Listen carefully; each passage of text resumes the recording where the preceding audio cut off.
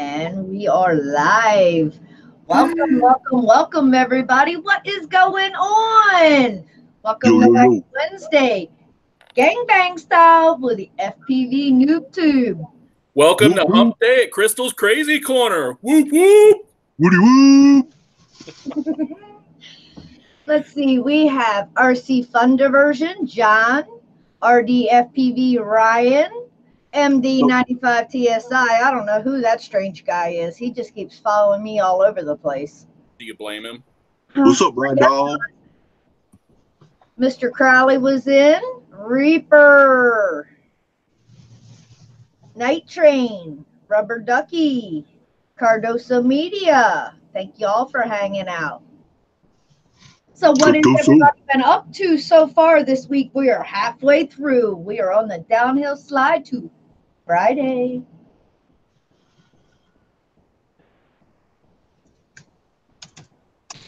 Where are you at, Chuck? Indianapolis, dog. What's up? Indianapolis. Hold on. I got to get my do-rag. Welcome. Thank you so much for hanging out. Nietzsche, welcome, babe. I got my jerk rag, dog. What's up? Guys, I hope you are all ready for a bunch of laughs tonight, because that's what my brothers are definitely all about. Josh, honey, it's better if you open it and then lick it. Yeah. That's what he said. Lick that shit, boy. I mean, just licking a wrapper ain't gonna get you very far at all. No, it doesn't even taste good. The good news is it doesn't taste bad. It just doesn't taste like anything yet. Yes. That's well, right. because you never know. Yeah, wait till later. We got Chuck over there on the chain for now. Watch out. You don't want Chuck off the chain. Hey, sure, I'm on the DL. Oh, I see you, Chuck. I see you. I got my eyes on you, baby. You got an eye? It's like when Josh came in, all I saw was this. Just an eyeball. Yeah, they call me Left Eye. Josh shot my other one out. He didn't shoot it out. He smacked it with a drone. Come on now. I didn't say what he shot it with now. Hootie hoo! DL, baby. Oh. Now, when you flip it over, I don't know what happened to the right eye, but We don't talk about that on live stream. I got you. That's after the show. That's in the after party. No, RC Fun John said Chuck is on the short chain. He must have got in trouble. No, we just got to kind of like keep him sort of kind of intact. You don't want me off the chain, dog. I do. Oh, I want you way off the chain. It's fucking off. It happened. Here you go, dog. I got you.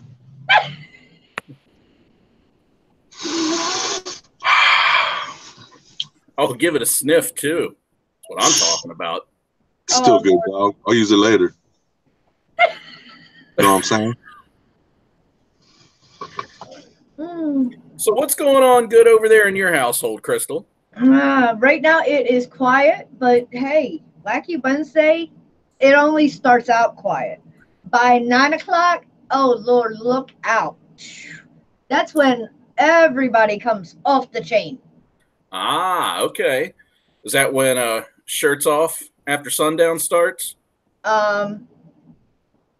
That's totally up to you.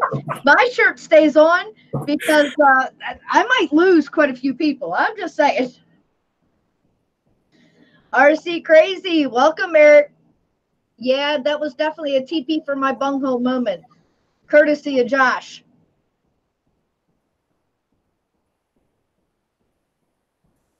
All right, let's see.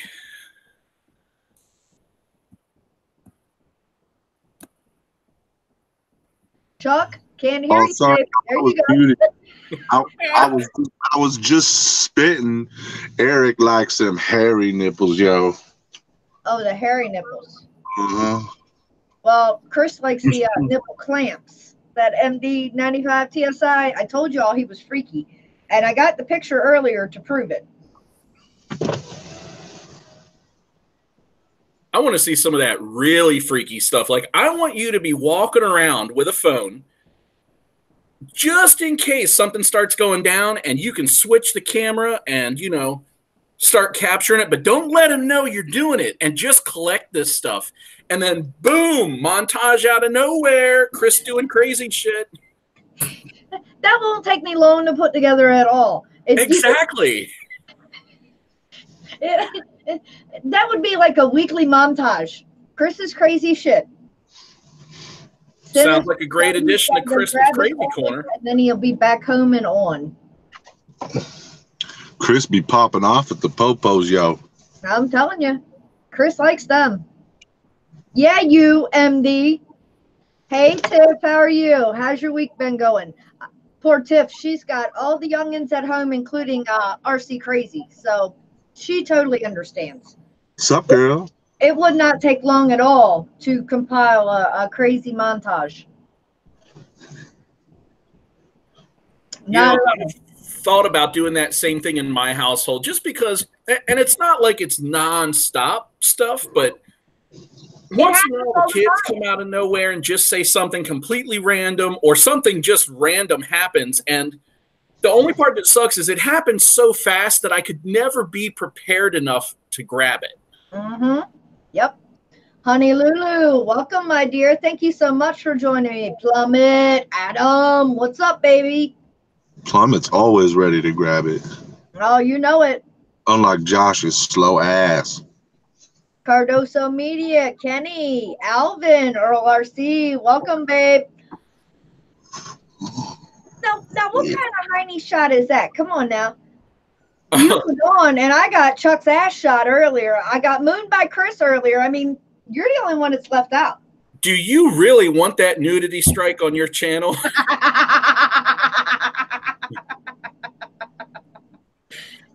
Damn, I didn't put it 18 or older. Oh, is that all it takes? Hey, apparently I've seen some crazy shit on YouTube before. Let me tell you. Oh yeah. Watch YouTube late at night with some of the live streams. You'll be like, really? Okay then. Because the only thing I usually catch are people drinking, people smoking, any number of things, and then about the time all that starts, it just turns into and I mean, that's only funny for about 3 minutes. Oh, believe me, there's some wild shit that goes on YouTube late at night. Huh. You can't sleep, just start scrolling. Dude, it's that dildo channel, y'all. Uh-huh. You know all about that, don't you? I'm saying? That's what I've been missing from my life. What, you've been missing a bunny? Shame on you. I told you, you have to open it before you lick it. Whoop, peekaboo, baby. Woo. Believe me, the chocolate and peanut butter will be much better. That's great news, Tiff. Trish, God, TT. She's gone to the kidney doctor, and she had some complications earlier in the year. She actually was in a hospital in New York because David, her husband, is also a truck driver, and she goes out on the road with him. So they ended up having to stop driving, and she ended up in the hospital for several days. And they finally got to the kidney doctor, and the kidney doctor says all is good. So that is great news. That's really good, because the kidneys, I'm talking really good. The kidneys are nothing to fuck with.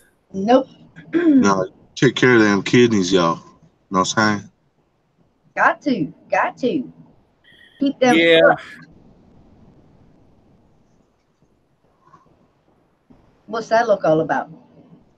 Oh, I thought in the little bit of lag we get in Hangouts, I thought I cut you off. I started saying something about the time you did, and you got quiet, so then I was like, oh, man. You know, and admittedly, I'm not one of those people that's the easiest on my kidneys. Now, I'm real easy on my liver. I don't drink enough. Me and my wife don't drink enough. But all the shit I eat, I know my kidneys are just trying to crawl right out of my ass. Like, help me. Help me. Here he goes again. You need to get some of that. You need to get some of that Mad Dog 2020. Oh, boy, God. it has been years. That's almost as bad as Boone's Farm wine. Boone's Farm. That shit'll get you laid. Hey. How do you build an equality between Boone's Farm and Mad Dog? There is no quality between either one of them. Me personally, I like Top Shelf. So yeah, no, that does nothing. I'm down with that. Drinker in the bunch. I'm down with that. You know, I used to tell people I didn't like Scotch, and for years and years, you know, don't really care for Scotch, and I never once thought about the age or whether it was a mix, or I'm sorry, a mix, a blend or a single malt, or the fact that when you get a single malt from the proper areas, that each area has its own qualities. And so now I have a kind of Scotch I really like. And now I realize I love Scotch. Mm-hmm. But I like good Scotch, not that 8-year, 10-year shit. Give me that whiskey, baby. Older stuff, huh? Yeah, but see, I'll spend $90 to $100 on a bottle of, you know, single malt, but I don't drink it in 1 or 2 sittings either. It'll last me 18 months. Yep. Finger at a time. That's just too easy. That's way too easy. Here you are licking wrappers, and now you're talking about fingers at a time. That's just way too easy. And I saw those Reese Cup eyeballs a while ago, too, by the way. So I was trying to get them to stick to my face, but every time I let go, they'd start falling. That's because you got to lick them first. Oh. Jeez. Thomas, welcome, my dear. Ed, love my drones. Yeah, Plummet says go buy a dirty 30 and chill. You try out them skids yet, man? I sent LMD some skids for his quad. Well, how's it going to skid with a bottom mount battery? I don't know, man. That ain't my problem. He won that shit on the NoobTube, so I sent it to him, yo. You know what I'm saying? I know. Oh, wait. Oh, well, shoot. The camera's over there. Hey, what's up? Axiomatic. Welcome, babe. Of course, it's Wednesday already. You know, you always have the good time in the middle of the week and then more fun towards the end of the week. So, got to hit y'all up in the middle of the week. Chucky West Coast, what day is it? Hump day, baby. Nah. It's a Wacky Wednesday. Gangbang, that's what it is. Oh, getting the train. Biker, welcome, baby. Take a ride on that train, baby. My troll train. Yeah. Oh, keck. Oh, Chuck. Alvin said, laugh out loud. Chuck is stuck in 1998. What's with the ghetto chuckles? Ha, ha, ha. Hold on now. What is wrong with 1998? Lots of cool shit happened that year. I graduated high school. I spent the entire summer hanging out down at the beach with my friends when I wasn't at work. Like, don't be busting on my style. The music in the 90s was bomb. Don't make me button my top button. I'll get crazy. I'll get cray. You gonna get cray? Now he thinks he's Puerto Rican. Great. Well, if you notice, the chain is off. I did. Shit, that shit's gone. I'm off the chain, hooker. He's off the hook, off the chain, the whole nine. It's like, nope. You ain't holding me down. The whole nine. Well, Kenny, I hate to disappoint, but I gotta tell you, Pamela will not be on this one either, babe. Sorry. Pamela? Oh, yeah. Neil, Captain Cook had Pamela Anderson on the Friday night Drone Network. I'll suck on them 60-year-old nipples, baby. Nah. Shoot, they might come off in my teeth. I'll Yeah, have to get they some. might. I'll have to get some floss. I am so getting him a grill for this summer. I'm saving up for my grill, dog. That shit's expensive, you know. I gotta spend my monies on quads. So. He wants to fly. He can't fly a grill. Come on now. I think Chuck could fly a grill. Oh, I'll bust that shit. He'd It said, have a motor here, and a motor here. I'm not saying it'd really fly very well, but yeah, Bob. Apparently, he got hit in the head with a drone, and Bob wants to know what happened to Chuck. Did his quad hit him in the head? Damn. Exactly. Oh, no, You might get hepatitis, Chuck, if you're biting on them nipples. I'm just saying. I mean, I don't want to see you go out like that. I woke up in the park the other day and my head hurt. My bowl was a little sore. I don't know what happened. Josh, did you aim high and low at the same time with that drone? Yeah, we'll go with that. I don't know how I would aim at two places at once. Now, E-Drone, if you remember one of his recent videos, he had two quads bound to the same transmitter at the same time. Yep. I think we can do that with a 5-inch or two. I foresee Amigos binding multiple quads. I can see it coming now. Well, let's just say that that's totally on the table because we have word that somebody might be riding their quad to Noobapalooza. And I'm going to read that one right there. See that? I'm going to pull a Chucky and be like, I know secrets. Here you guys. Not fair. You know secrets and you don't tell me. That's bullshit. I'm the only one that can keep the secret. I know. It's a secret. I know. Hey, you guys. Chuck, I thought you lost me. You ain't got no Butterfinger. No, I don't have a Butterfinger. Josh got Butterfinger, so. But you can ask Axio and you can ask Honey Lulu. I make some of the baddest damn cookies going. Shoot, Axio was my boy, though.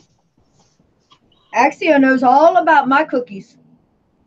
Oh, damn. He got a monster box of cookies. So, Crystal, I am. Oh my God, I can't even talk tonight. It's been a week. These customers they need a lot of attention. Last night I was at work until 7, and I finally said, no more, I'm done. Today, 5 o'clock hit, and I was like, see ya. Because I was just beat, and I needed to sit and recover a little bit before we started this. But, you know, I'm so glad that you were just so open to have us on here. And I've had people ask me, well, why? You know, like, what sparked that? Like, why would you go over to Crystal's Crazy Corner? Because I guess they know, well, right? So I'm like, everybody loves me. That's what I said. But the truth about it is, you know, you and I, we see each other a lot by means of Chris. Now, because every time Chris does something, or almost every time, you're right there with him, and you're partaking in all the fun. You're, you know, super fun to have conversations with. You know, we all share a lot of stuff in common, and you're so open and so sweet about everything, and that's the whole point. So, yeah, the NoobTube is kind of a drone-oriented channel, but more than that, it's a family-oriented channel. And you are one of the most supportive spouses I have ever met in the hobby. So for that, absolutely, we want to come over here and raid Crystal's Crazy Corner. Chris, you better back up. I don't want to see you with that. I came for the Crystal. Yeah, these props are for Crystal. Now you fool. So for anybody wondering, that was the reason that I wanted to be a guest on Crystal's Crazy Corner. And we overlap times a little too. And shit, how about we combine the crowds and see if we can get 30 or 40 people in here? I don't see 30 or 40 people. We got 19. Well, Cardoso bringing up drones. If you guys haven't heard, apparently there's going to be a new rule. I'm not sure. I saw it today. I'm not sure when it's going to go into effect. But the FAA is now going to require us to put our registration number on the outside of the quads now. What are y'all's thoughts on that? Do you have any problems with it? Yes? No? Why? I got some thoughts.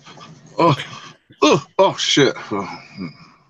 I already have my number on my quad. Joe remembers when we were doing the chase. He come up underneath and was reading my numbers. Right. But that's the question. Now, like I said, I haven't read it all the way yet, so I don't know if they're going to allow it on the bottom or if it has to be in a clearly visible actual location. Bottom is visual? The only stipulation, so I was reading that tonight before we got all tangled up in this. The only stipulation is that it has to be on the exterior of the aircraft. So doesn't matter, but it can't be covered up by something. So before... you could put it inside. You could, which the was battery good. compartment or whatever. Yep, and that was really great. It tailored to the guys that were into what do you call them? Like the replica aircraft, because they didn't have to solly up the outside of the aircraft. And the way I understand it, there are people still lobbying. The AMA is saying that they're getting in on this. Lobbying, trying to get them to just say that it has to be on the aircraft. It doesn't matter if it's inside or outside, just for those guys, or to at least allow an exception where they could apply for it.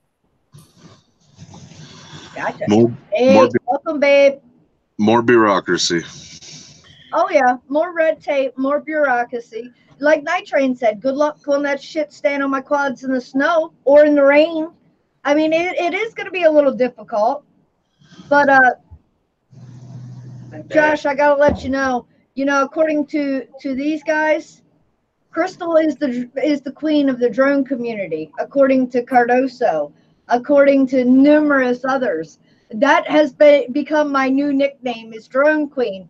God forbid how I ever got that, because I fly less than all of you. I'm not worthy. I'm not worthy. Yes, you are.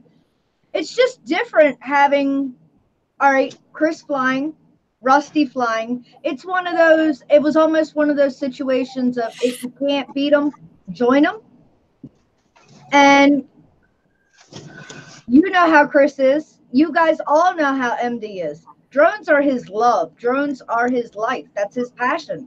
And I'm not going to be the one that stumps on that. I'm not going to take away his happiness ever. So if that means learning more about these things, then that's what that means. Yeah. I still have yet to fly one of these bad boys. I'm terrified of these things for one reason. Because I know if I crash his drone, God help me. One of these days, I might not have that fear. Chris, when are you going to build your lady a drone, dude? No. The trick is, Chris, low and fast. You don't fly at 400 feet in the sky. You fly it low and fast. So when she starts cart rolling, oh my God, flipping and cart rolling the damn drone across the grass.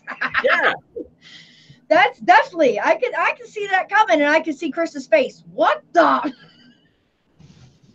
Sorry. I think you enjoy some of the social aspect of it too. I mean, meeting Joe and meeting myself, and we're going to meet a lot more people along the way. And I know that you guys have met people too that are more into the photography side of things. So, I mean.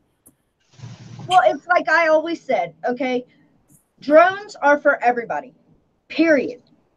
If you're not flying, you can still enjoy the aerial photography. You can still enjoy the aerial videography. You can go places that you never will ever see in real life. All because of one of these. Yep. So I don't understand why people hate on drones. I think honestly, it's because it's the fear of the unknown. And of course, there was a lot of bureaucracy back then of, oh, don't drone me. Dude, we're not shooting missiles at you. We can arrange that. It's a hobby. Look, there have been people who have put Roman candles on these things, and I laughed at that video. I thought that was amazing. It was like, and then God help, Chris wanted to do it. I'm like, no. Oh, I'm doing it. I told Chuck, and I don't think anybody realizes. So every 4th of July, I go out and spend a couple $100 getting a box full of fireworks. And I'm not talking about, Roman candles and bottle rockets. I'm talking we go mortars and the cakes and all that shit. Oh, you're to the country, to some of our other family's property, and we spend the whole day barbecuing, hanging out. And once the sun goes down, all the displays start. Well, I've got a box of leftover Roman candles, and I mean a heap of them, and bottle rockets and other things. So I can see something fun coming in May. I'm just saying, there's going to be a lot of fun people around, and I can just see some fun stuff happening with those in May. Yeah, y'all better look out because I'm coming.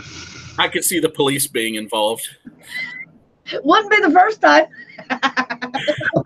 I've already told my wife, don't bail me out. Just, I'll ride it out. Thanks, Honey Lulu. Honey Lulu says, you are the queen, Crystal. Don't be modest. You rock. No, Chris says he needs some of Josh's Roman candles. No, you don't. No. Nope, they're all for me. Oh, there you go. They're all Chuck's. You got to get your own. And y'all better start running. I guess he's going to have to work on getting the bigger props, getting a 6-inch or 7-inch together so we can put them all on at the same time. Oh, Jesus. Josh, don't make me horny on live stream, dude. It's embarrassing. Hold on. It's not weaponizing drones. I mean, if that's weaponizing drones, then are paintballs firearms? Paintball guns? Well, that depends. Are you freezing the paintballs or are you playing fair? You can't prove that with marbles in the hopper. I'll let you know now. If you're playing with Chris, he likes to freeze paintballs, and them suckers hurt. You can't prove I put marbles in the hopper. I'm not playing paintball with you. Well, it's like Reaper said, guns, then drones. You know, the regulations went after the guns, then they're going after the drones. But I know most of us, we're all into guns before, and now we're into drones, or we're still into both. Now, let's be honest about something. You take anything that people start to adopt en masse, and it becomes regulated. Now, the reason I'm not convinced it's just to create a revenue stream for the government. Okay, maybe I don't wear my conspiracy hat tight enough, but I don't think that's it. But just like cars, if you had people running around who didn't have cars registered to their name, were not licensed, could not prove that they belong on the road with other people, it'd be a mess. You would have people running into shit, running into each other, just blowing shit up by virtue of the fact that they had no business doing what they were doing. Right. So it's just a way to keep that fun. Now, guns, to get into a controversial topic, all the people that say, don't touch my guns, leave the registration alone, are the people that when something happens are going, you should have done more.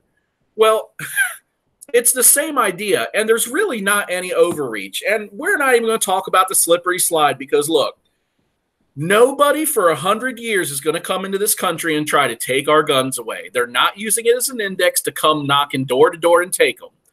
All they're doing is if your gun ends up being used in a crime, they have a starting place. Yep.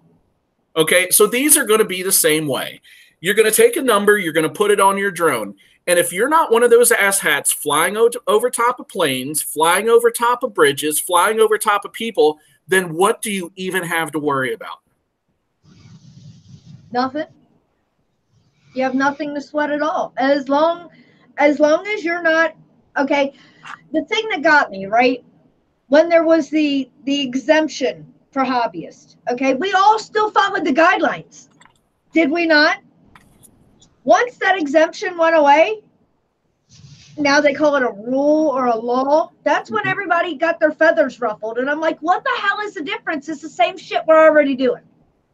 Well, I only have one problem with all of this. And it's the reason I haven't done anything about any of that yet. You have to have someone watching you fly. And some of our lobbyist friends, namely the FPV Coalition, is moving. Now, I say lobbying. They're not doing it with money, okay? But they are pressing the issues, and they are building solid arguments for why some of these rules could be changed. Well, just like before, you always have and I call them a rogue droner, because they don't care about guidelines, period. They want to have their fun, which I have no problem with in certain situations. Now, like Chris, okay, Chris flies out in the field. What's he going to hurt? Seriously. God forbid if he hits the combine out there. He's going to destroy his drone, not the combine. You know what I mean? He's going to hurt my feelings if he flies better than me. Chuck, you just got to hang on to that jealousy, baby. I don't know what to tell you. I seriously don't know what to tell you. But, I mean, then you have those ones that they just don't care, and they're the ones that squash and give us a bad name. Newfound drones, welcome, my dear. They're far and few between and have been both identifiable and prosecutable. So as long as we don't have a problem with them being able to trace it back to someone, the rest of us really don't have anything to worry about. Now, says, and hit trees. I'm safe unless you got lymphs with leaves. Laugh out loud. Chuck makes a valid point, though. Most of the people that are going to have to worry about this are the people doing it in the more populated areas. Where we live, we're going to be able to get away without it. Now, if you ever take a road trip and you go to a more popular place, you know, if you get caught flying in the Grand Canyon or any national or state parks or things like that, that's going to be an issue. But just to be out around your normal environment, you're never going to have to worry about it. Yep. Metro drones. Hello from Michigan. I know, baby. It's still freaking cold out there. Bundle up, babe. I've always been curious as to why they outlaw drones in state parks. Well, like, okay, and Chris and I argue all the time about this. Or is it federal? I think it's federal, isn't it? It's both. Anything that's technically considered a national park, a national seashore, which Assateague is considered a national seashore. Okay, they have wild horses. Chris is like, well, explain to me why it is that you can take a 4x4 on that beach when a truck can make just as much noise or more noise than a drone. But you can do that with those wild horses, but you can't fly a drone. And I'm like, because you have assholes that chase down the horses. Yeah, and I think the biggest reason for the rules are the other people. The same way we're not supposed to be flying over other groups of people. We're not supposed to be flying over traffic. We're not supposed to be... It has nothing to do with fires and all that other shit. It's because in most state parks, you have pathways. You have places where people can loiter. You have all that. Well... we already have people that care more about their footy than they do other people's safety. Well, now, mind you, I usually fly rest stops. That's state property. But it's not a state park. But if you think about it, if you technically think about it, he's parking his vehicle there. So it is a park, but it's not a state park. Stupid little red tape. Well, and it's in place so that if you end up, causing a scene, they have ground to stand on. Look, I have flown in Cape Henlopen State Park and Lewis and the other beaches. Technically, you're not supposed to fly. But, you look at E-Drone, you look at Chris, you look at myself and a bunch of other people. As long as, when I've done it, I haven't done it when the beach is full of people. I do it when the beach is empty. So does anything ever happen? Nope. Yep. Well, just like Cardoso Media says, pro tip, you can fly over national parks. You just can't take off in them and you can't land in them. And I mean, that is the exemption that people are using. I'm not in the park. I flew over the park. And there's nothing they can technically do because you're not in the park. And that's a fair point because when I looked into this more, it had more to do with the fact that when it's taking off and landing, that's when it could be more likely to come in contact with other people and be a safety issue. Just being in the air itself isn't so much the safety issue. And honestly, I know for a fact because I'm usually the one that will get on the hello phone and call and ask for permission for Chris to fly different places. And a lot of them have told me, look, as long as it's empty, we don't care. Yep. Fly. I mean... it doesn't hurt to just call. And that way you have somebody's name. If anybody comes up to you and says, you're not allowed to fly here. Oh, bullshit. Yes, I am. XYZ said I am. Right. See that icon right there in the middle? Just in case it's hard to read, that's called Air Map. That is a free app that you can download that works off your GPS, and it just outlines for you other things that are in the area that could be a problem. So as you can see, it's highlighting some things in this area. We actually have a nuclear power plant right down the street from where I'm at. And then in the event that you find something nearby, like an airport or something that requires a call-in, there's a phone number right here. You hit the button, and then it pulls it up on your phone, and all you have to do is hit dial. Now, there are a lot of people who have never even bothered to try calling the air traffic control tower to even see what it's like, and they automatically get all anxious. Oh, they're going to tell you you can't do this and take your name. They don't care. They don't ask for your name. They don't ask for, you know what they say? Where are you? Where are you going to be flying? And how high are you going to be flying? And as long as all of your answers don't conflict with anything, they say, all right, have fun. Because the one thing that typically comes into play is how high you're going to be flying. If you're going to be flying higher than they're comfortable, they say you just need to keep it below 200 feet. And that's the end of it. No names, no phone numbers, no addresses, no. They're just trying to work with you to make everything safe. Yeah, I'm usually that asshole that asks for forgiveness later. But I actually did fly at the very end of a runway. There was a little up in Wisconsin. There's a little place where there's a go-kart track, there's a dirt bike track, and it's all located right at the end of a runway of a small airport, where they do have, you know, small jets, like private jets coming in and stuff. But I called them up, and they asked me those 3 questions that Josh just said, and I said, I'm at the end of the runway. I'm under 100 feet. And the guy's like, I don't care. It's so jovial. And this is something that I've gotten mixed answers on, but I'm going to tell you the one I believe because I've gotten it more. The biggest deal of them all is the fact that your aircraft is invisible to radar. Okay, it does not show up. It's not big enough. Right. Which is the biggest reason you have to call and be mindful, because you are completely invisible to everything else flying. Yep. Well, that's just like the plane that swore that a drone in Mexico hit it. Bullshit. There is no way possible. And okay, you hear a boom, you see nothing, and then you just automatically assume it's a drone. Bullshit. I'm calling straight up bullshit. And they honestly finally came out and said there's no way possible a drone did it. But it took months for them to admit that. I mean, the first thing that hit the news was drone hits plane. Bullshit. Okay, now like the one in Las Vegas. Okay, yeah, he buzzed the plane. He had the footage, the whole 9. Was he wrong? Yeah. I mean, come on. Oh, that was that camera drone guy, huh? He found the SD card in the parking lot. Those camera drone guys, you got to watch out for those guys. They're troublemakers. Hold up, Chuck. You still got to love the camera drones, okay? Because point blank, it's still a drone, and they're still having fun. All right, you still have that transmitter in your hand, and you're still having fun, and that's what it's all about. I don't care if it's a whoop.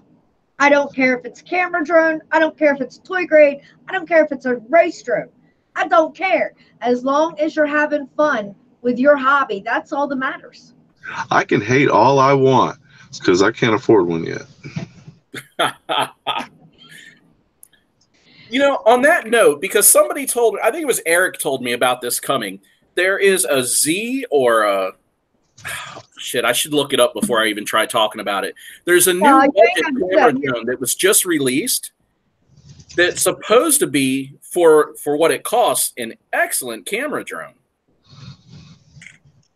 Quite possibly. And yeah, Chuck, God help you. I got a lot of camera drone guys in here. So, guys, you just got to love Chuck. That's all there is to it. Chuck is Chuck, okay? It's like I told you before, not everybody can fly race drones. So fly what you can. That's why I said I'll support any drones, period. But me personally, I've never flown one of these. My first FPV experience, well, let me rephrase that. because my first FPV experience was with a selfie drone. Because FPV is as long as you're looking at your phone instead of the drone, you're FPVing. Now, the dark side experience that I had was with, I want to say an MJX Bugs 2, I believe. Dude, I walked more than I flew. It's a totally different ballgame. Not everybody can do it. Hey, I'm sorry, guys. I actually have to go. My daughter just asked me if she could talk. All right. All right, I'll come back if you're still on, but she says she needs me, so that's how I get it. And I'm just trolling all y'all camera guys. Don't worry. Just trolling. Doug still loves your camera guys, no matter what. Anyways, as long as the door is open, babe, as long as I'm live, you know that. Yep. Well, like I said, sorry, but daughter's calling, so. Love you, baby. Yes. Yeah, so the drone I was talking about is the Hubsan Zeno. That's it. Now, mind you, it's debuting at right about $400, which, given, you can get a Spark for that or less. But this thing is supposed to be more along the lines of a competitor to the Mavic and comes in way under what a Mavic costs. Now, keeping in mind the price, it may not perform like a Mavic, but as long as it performs well enough. Well, okay, if you're not familiar with Hubsan, you're not familiar with Hubsan's reputation. Hubsan had some issues in the beginning and a while ago that Hubsan would fly away. A lot of people lost Hubsan drones. And now there's a gigantic joke that when you hit return to home with a Hubsan, the bitch returns to China. I mean, it just goes. Me personally, and I know RC Funds will back me up, and there's quite a few others that have Hubsans. I personally have a Hubsan 502E Desire. Love it. My Hubsan is not like theirs. Mine hasn't tried to fly away, but a lot of people will say it's like calibration and how you calibrate it, how you do the Hubsan dance. It might or it might not affect it. Nobody has a straight answer. Yeah. Chris has a couple Hubsans. So when the Hubsan Zeno first came out, a lot of people were really sketchy because of Hubsan's reputation. I'm not too sure it's been out long enough to convince people, but there's a good possibility. And honestly, it looks like an amazing drone. Yeah, and we'll see. All the videos are coming out, and all you have to do is kind of watch them and extrapolate your own opinions, because you do get a lot of agreeable people out there. Oh, it's the best thing this week, you know. Well, I can tell you this much. Drone Worship absolutely despises a Hubsan. You mention Hubsan around him and he will flip. And it's like, dude, that's why I say I don't hate on any drone. Period. As long as you got a controller in your hand, you're having fun, have fun with it. That's all that matters to me. And some people can't afford race drones. Some people can't afford camera drones, you know, so we're stuck playing with toy grades. So you're still having fun. You're still learning skills that are going to help you out if you ever advance to one of these or to a camera drone. Believe me, those skills are still there. They don't change. They just advance. Right. Which is a great point. Actually, I'm going to ask you a question real quick. Do you mind if we pull Joe Ford on? Oh, that's fine. All right. I'm just going to send him the link right now. Gotcha. So he'll probably pop in just a moment. Yep. Shannon, Haley Crazy Daddy, welcome, babe.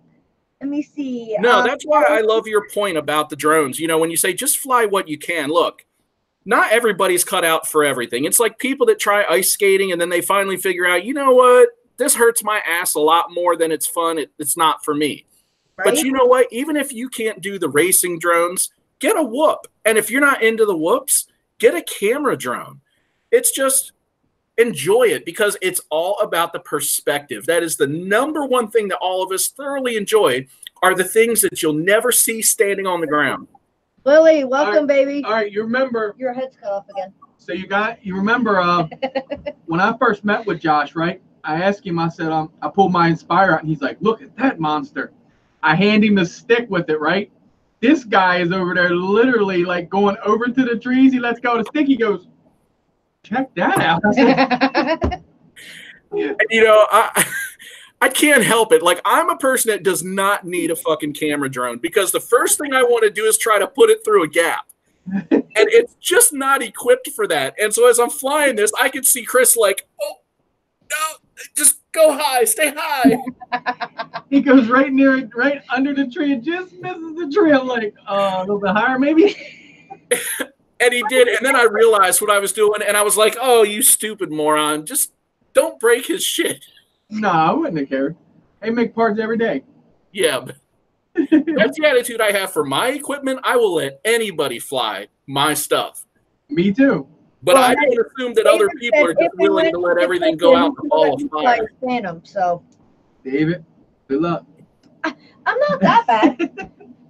I'm getting better. It's just I was flying. I loved flying, and then I had my accident, and then it was couch time, and I focused more on me than flying.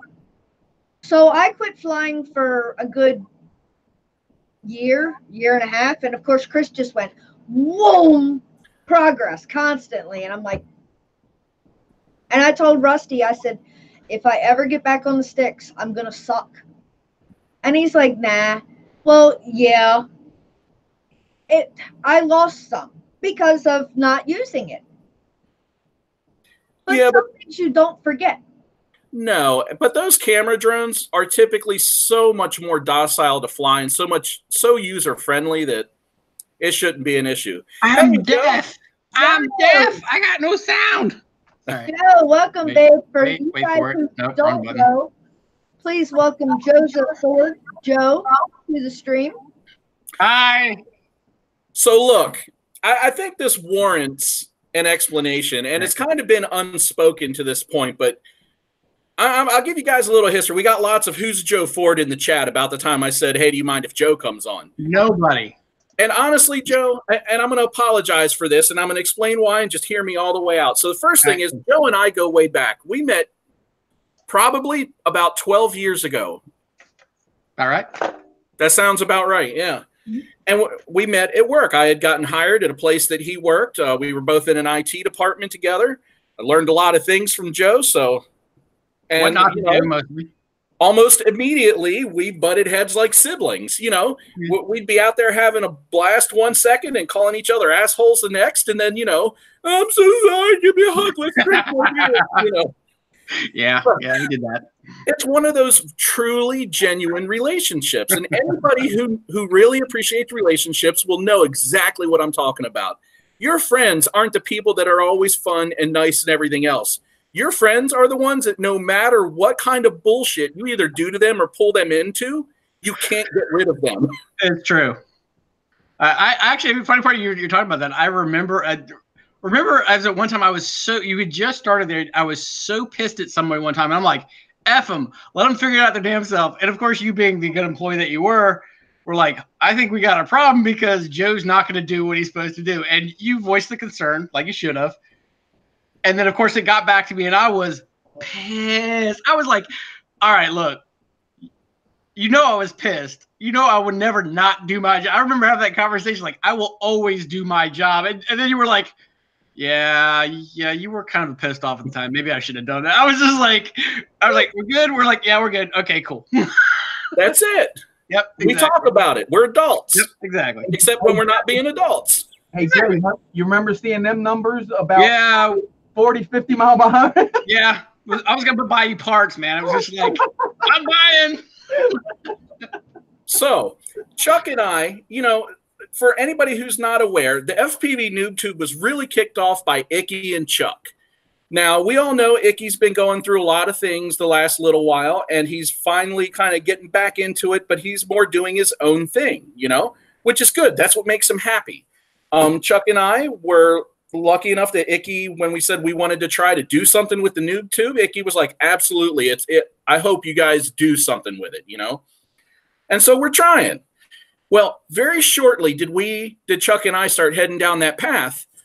And actually, let me back up a little bit more. So Joe actually got me into this RC thing. He comes into work one day with a 3D helicopter before drones were really a thing. And of course, we're inside. There's no windows. It's a little office, and he's spinning this thing up and hovering it in the middle of the office. Like every one of us could have had props to the face, no problem, right?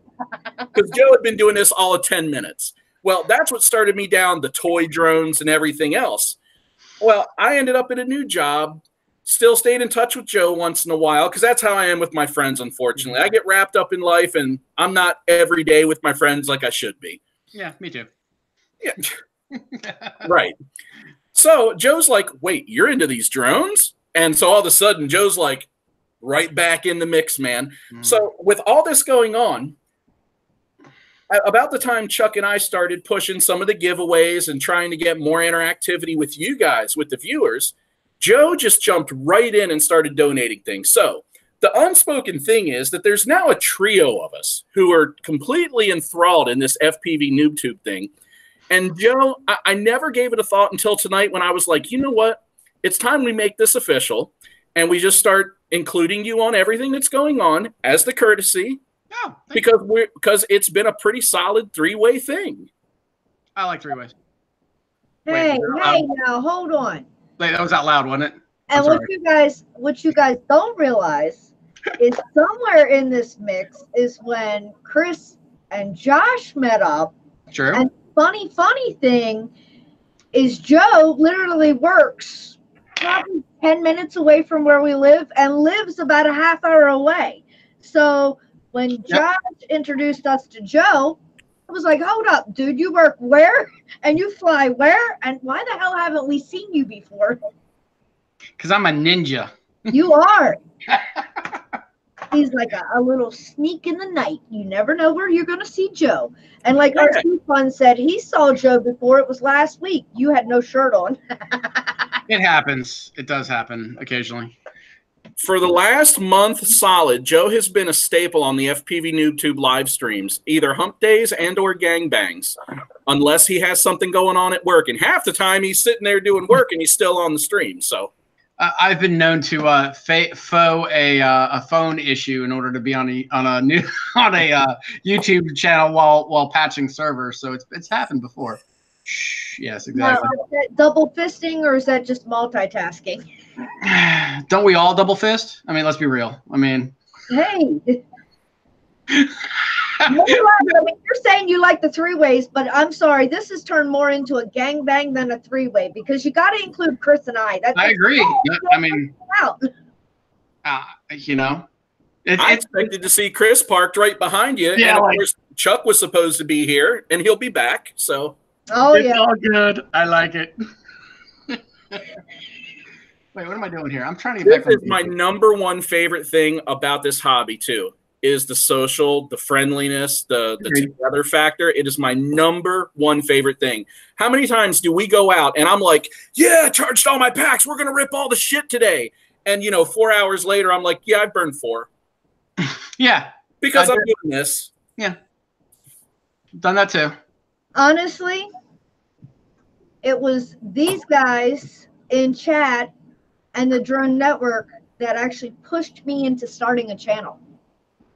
Because I was just sitting back in the corner, laughing at all these fools and having a good time interacting in chat.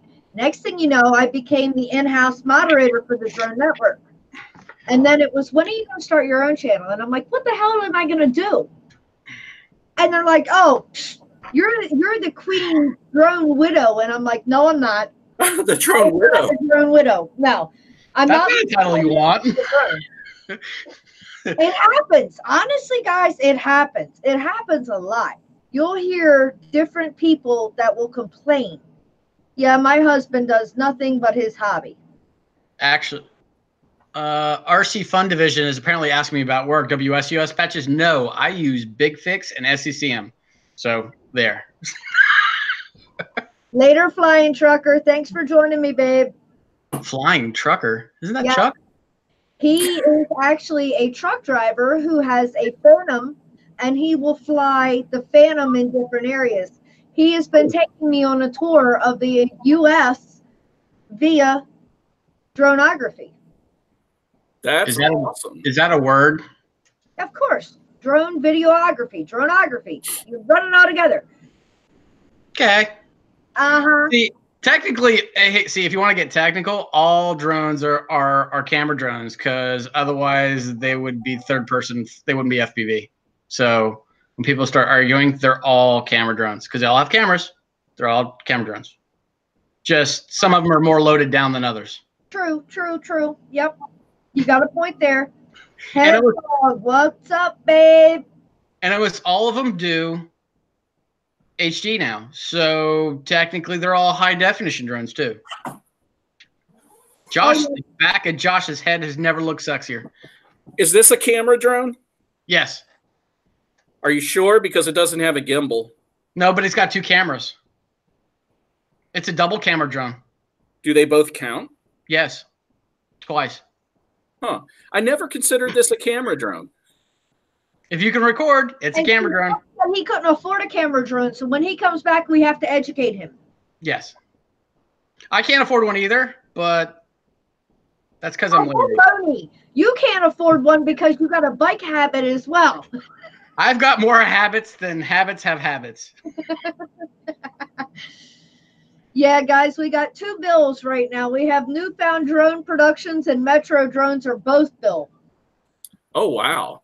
But see, that's the amazing thing. That's talking about the social aspect of droning. Newfound is bill 1 and Metro is bill 2. These guys all welcomed me, open arms. Like that's their name, Bill, or I'm a little confused by this statement. Yes. See, that's the thing. Okay. So on my channel, it's all family. And that's what I told all of these guys throughout the drone network, the whole 9. Wait. Have built our family. Like literally? No. Like I was gonna say, wow, this got weird quick. I gotta go. You really want to hear something interesting? Jim's Exotic Creations is technically our brother-in-law, Chris's brother-in-law in real life, and he has just bought a rooster frame. He is just now getting into drones. Period. Oh yeah, Jakey went big. Cool. But it's like he said, and like we said, it's got that lifetime warranty. Why not? If you're going to break it, let them fix it. Was it Harvner or Harv Heavener? Havener, maybe. Okay. Anyway, he says he can't afford a frame. I mean, what kind of frame is he looking to afford? Because I've seen some outrageous stuff to the pennies. I mean, some of the frames that Chris has bought have been $15, $20 frames. Yeah. And then and honestly, I mean, Josh knows. Josh will watch me buy parts. I'll buy one here, one here, one here, one here. It's not the So, out of curiosity, who in here's got the largest camera platform out there? I mean, what are we talking? Because I'm trying to get some idea on size, like arm sizes on some of those things. That would probably be us. The largest one is the Inspire. So. Okay. All right. I'm thinking what I think camera platform. I'm thinking like big camera platform. And I was trying to get some dimensions for some people, but I haven't gotten any answers yet. I've been asking around. Rita, welcome, my dear. Thank you so much for joining me. Because I saw a build today where a guy built 16 rotor, like heavy lifter that was like just stupid. It was, I calculated out based on what he had on the specs, and each arm alone had dual fire ESCs by T-Motor. So each ESC, it was 2 ESCs per arm, 2 motors per arm, 2 30-inch props per arm. And the thing, I think the lift capacity was like 600 pounds. Yeah, Joe, this is my biggest rig to Inspire. Okay. All right, what's the tube diameter on those? Do you know? Hello. I turn around and it's like right here. 1.5 inches, maybe? Inch? Yeah, I'd say at least 1.5 inches. Okay. What size rotors those pull? Was it 13-inch, I think? Okay. Yep. Gotcha. You'll have to bring that the next time. Yeah, next time we all get together, I'll bring it out. Yeah, definitely. I'd like to take a look at it. Yep. I got to fly it. Yeah, like a race drone. I'm going to knife edge it through a gate. Hey, you know what? And then one day I'm at the freaking multi-GP track and a Hawk 5 bounces off of it. I saw a video the other day of a guy cutting down a hornet's nest off his house with his Mavic. Yeah. Oh God. Yeah, literally like going up underneath the awning and like, and then like chewing up the hornets. I'm like, man, I can't think of a better use for a drone. Because that'd be fun. Rebel MK, welcome, my dear. I know that name. I know that name. You do you? I do. You might know quite a few of these guys. I do. A lot of these guys all like to double fist on Wednesday. You know, I'll get them started, and then they'll loop over to you all, and then they just constantly. It's like the infinity symbol. They just keep going. There you go. But yeah, what I was saying is it's so funny because when I tell these guys that they're family, I know these guys by name. I know a lot of these guys' family. I know these guys' birthdays. I celebrate their highs. I celebrate their lows. I cry with them. I've enjoyed life with them. So yeah, that's why I say the social aspect of drones, these guys all just opened their arms to me, and it was like, wow. And I feel honestly at times like I let a lot of them down because I don't fly as much. But come spring and summer, when it's warm and it's not cold and bitter outside and I'm not hurting, then yeah, you guys will see more footage. Awesome. It might suck with my footage, but you all will see more footage. You might get some laughs. I've from watching Josh's stuff, because you know me, I don't contribute. The video thing kind of seems to evolve. I mean, even watching Josh's stuff from the beginning to nowadays, his stuff he publishes, it just gets better and better, and that's just a time thing. So that from what I've seen online, that's just the natural evolution. The more you do it, the better you get at it, like anything else. Sidewinder FPV, welcome, my dear. Thank you so much for joining us. She said winter sucks. Yes, it does. Oh, yes, winter sucks. Winter hurts badly. I don't know how some of these guys are out there flying as cold as it is and outside in sub-below weather, and they're just, I'm like, nah, I'd be frozen. My fingers will be frozen to the sticks. So, Josh, you're going to post his phone number, address, and social security number? Yeah, man. That shit's about to get real. Oh, Lord. Jim, I know you quite well, Sinister Drone Network. There is no hiding, babe. I'll put the blood type up. It's no problem. You don't got to worry about that, Josh. He's the universal blood type. It doesn't matter. Yeah, right. It's the drone blood type. Yeah, right. All the blood, sweat, and tears. It's not about the destination. It's all about the journey. And honestly, guys, this journey has been amazing so far. The people that I've met, the guys that I have actually got to contact and see, my bear hugs from Josh. It's amazing. The journey alone is a wonderful adventure. Metro Drone's asking where we're from. I know I'm from Maryland. Josh is in Delaware. Chris, and you're in Maryland. Yep. I don't know where everybody else is from. Let's see. Cardoso is in Canada. Sinister the Drone Network is in Arkansas. Love My Drones is in Florida. Earl RC is in Canada. California. Sorry, Alvin. California. Let me scroll back up here some more. You're too dang bold for my white butt. Night Train and Bob Biker are in Michigan. Metro Drones is also in Michigan. Charles.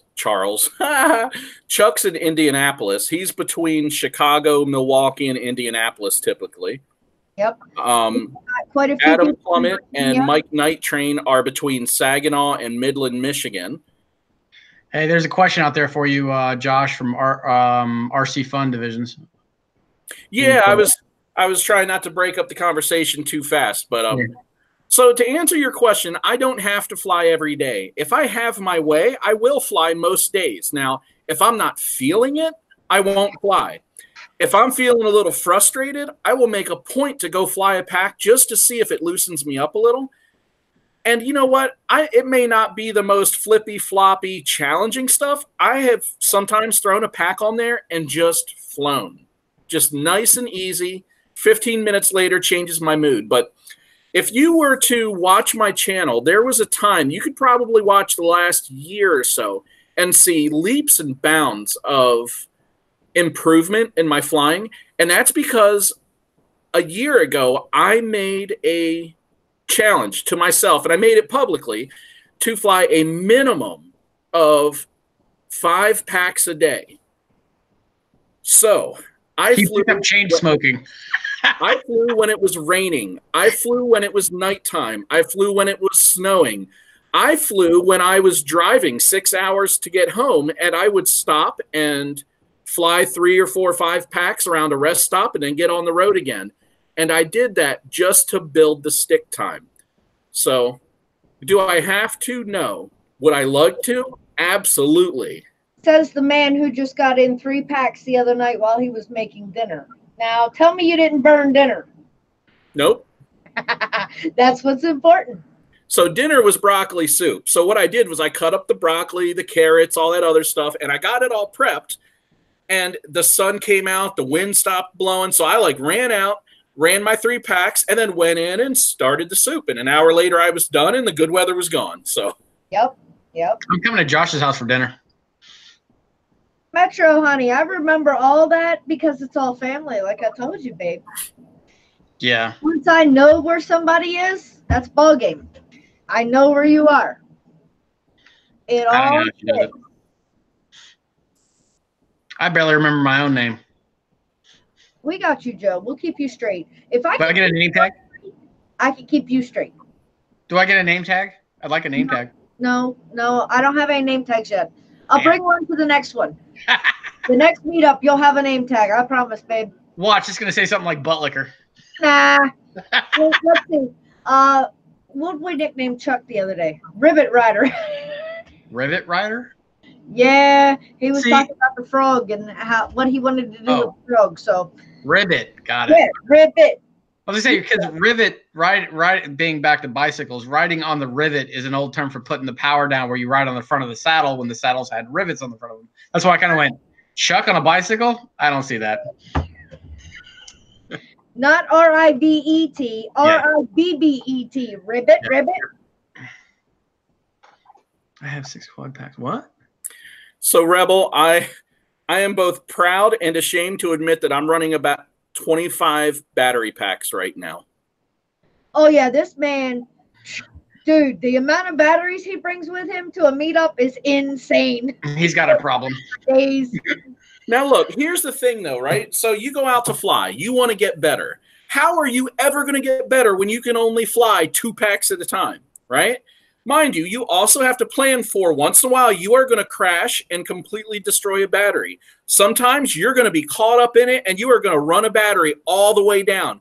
And for you guys that don't know what I mean by that, I'm talking about when you plug it into the charger, it's not a battery anymore. It's just a brick.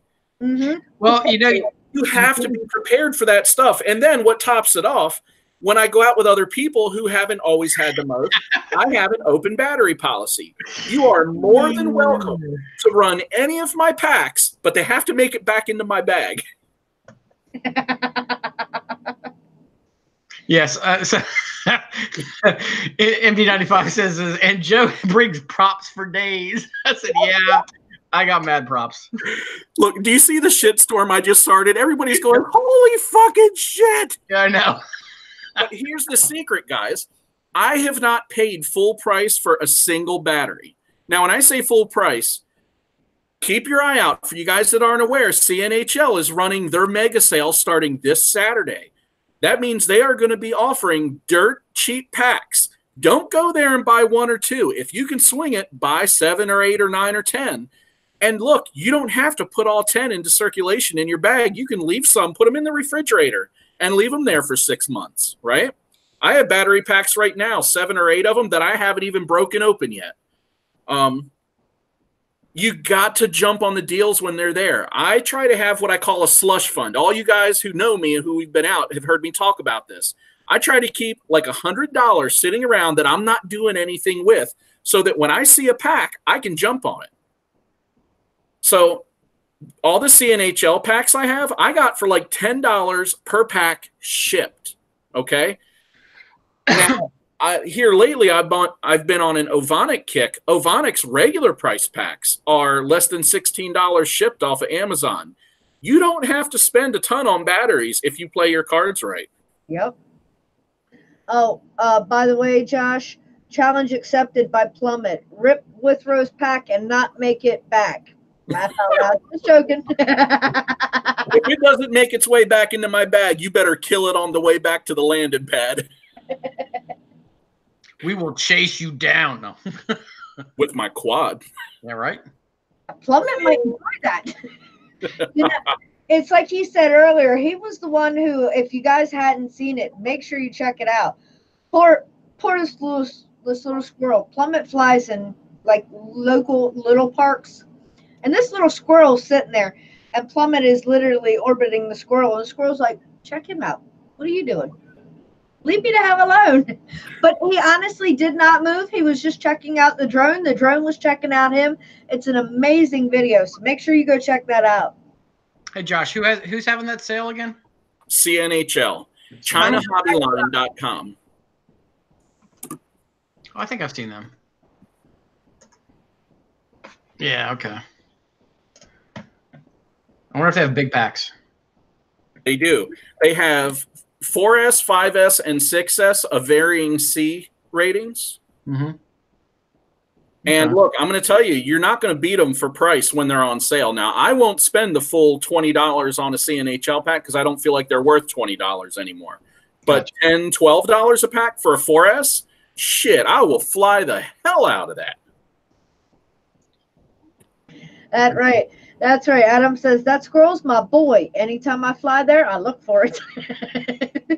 Come on, buddy. You just got to bring some peanuts and lure him out, Plummet. That's all you got to do. Oh, look. I remember when Plummet didn't have many batteries. He's got like 14 4S's now.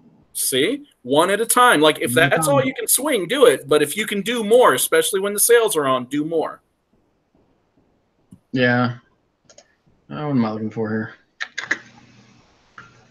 I want to know what to get for Spidey. I thoroughly enjoyed all those responses. 25? What the hell?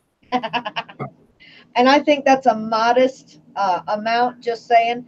And I can't believe you actually have virgin battery packs. Hey, John, jump on that link that Josh put in there and grab a couple 1,300 milliamp 4S powers. Go It for starts- it. Navigate, do It starts Saturday. The key part is that you don't tell your wife what you bought. So when she goes, is that battery new? You go, no, I've always had that. I mean, That doesn't work here, Joe. Nice try. well, shh. No, that doesn't work here either. As far as my wife is concerned, all my drone shit came out from under the couch. It was there when we moved in. Yeah, exactly. All mine, like every single one of them, I don't care what the pack size is the exact same battery. I just relabel it for her purposes. What the heck?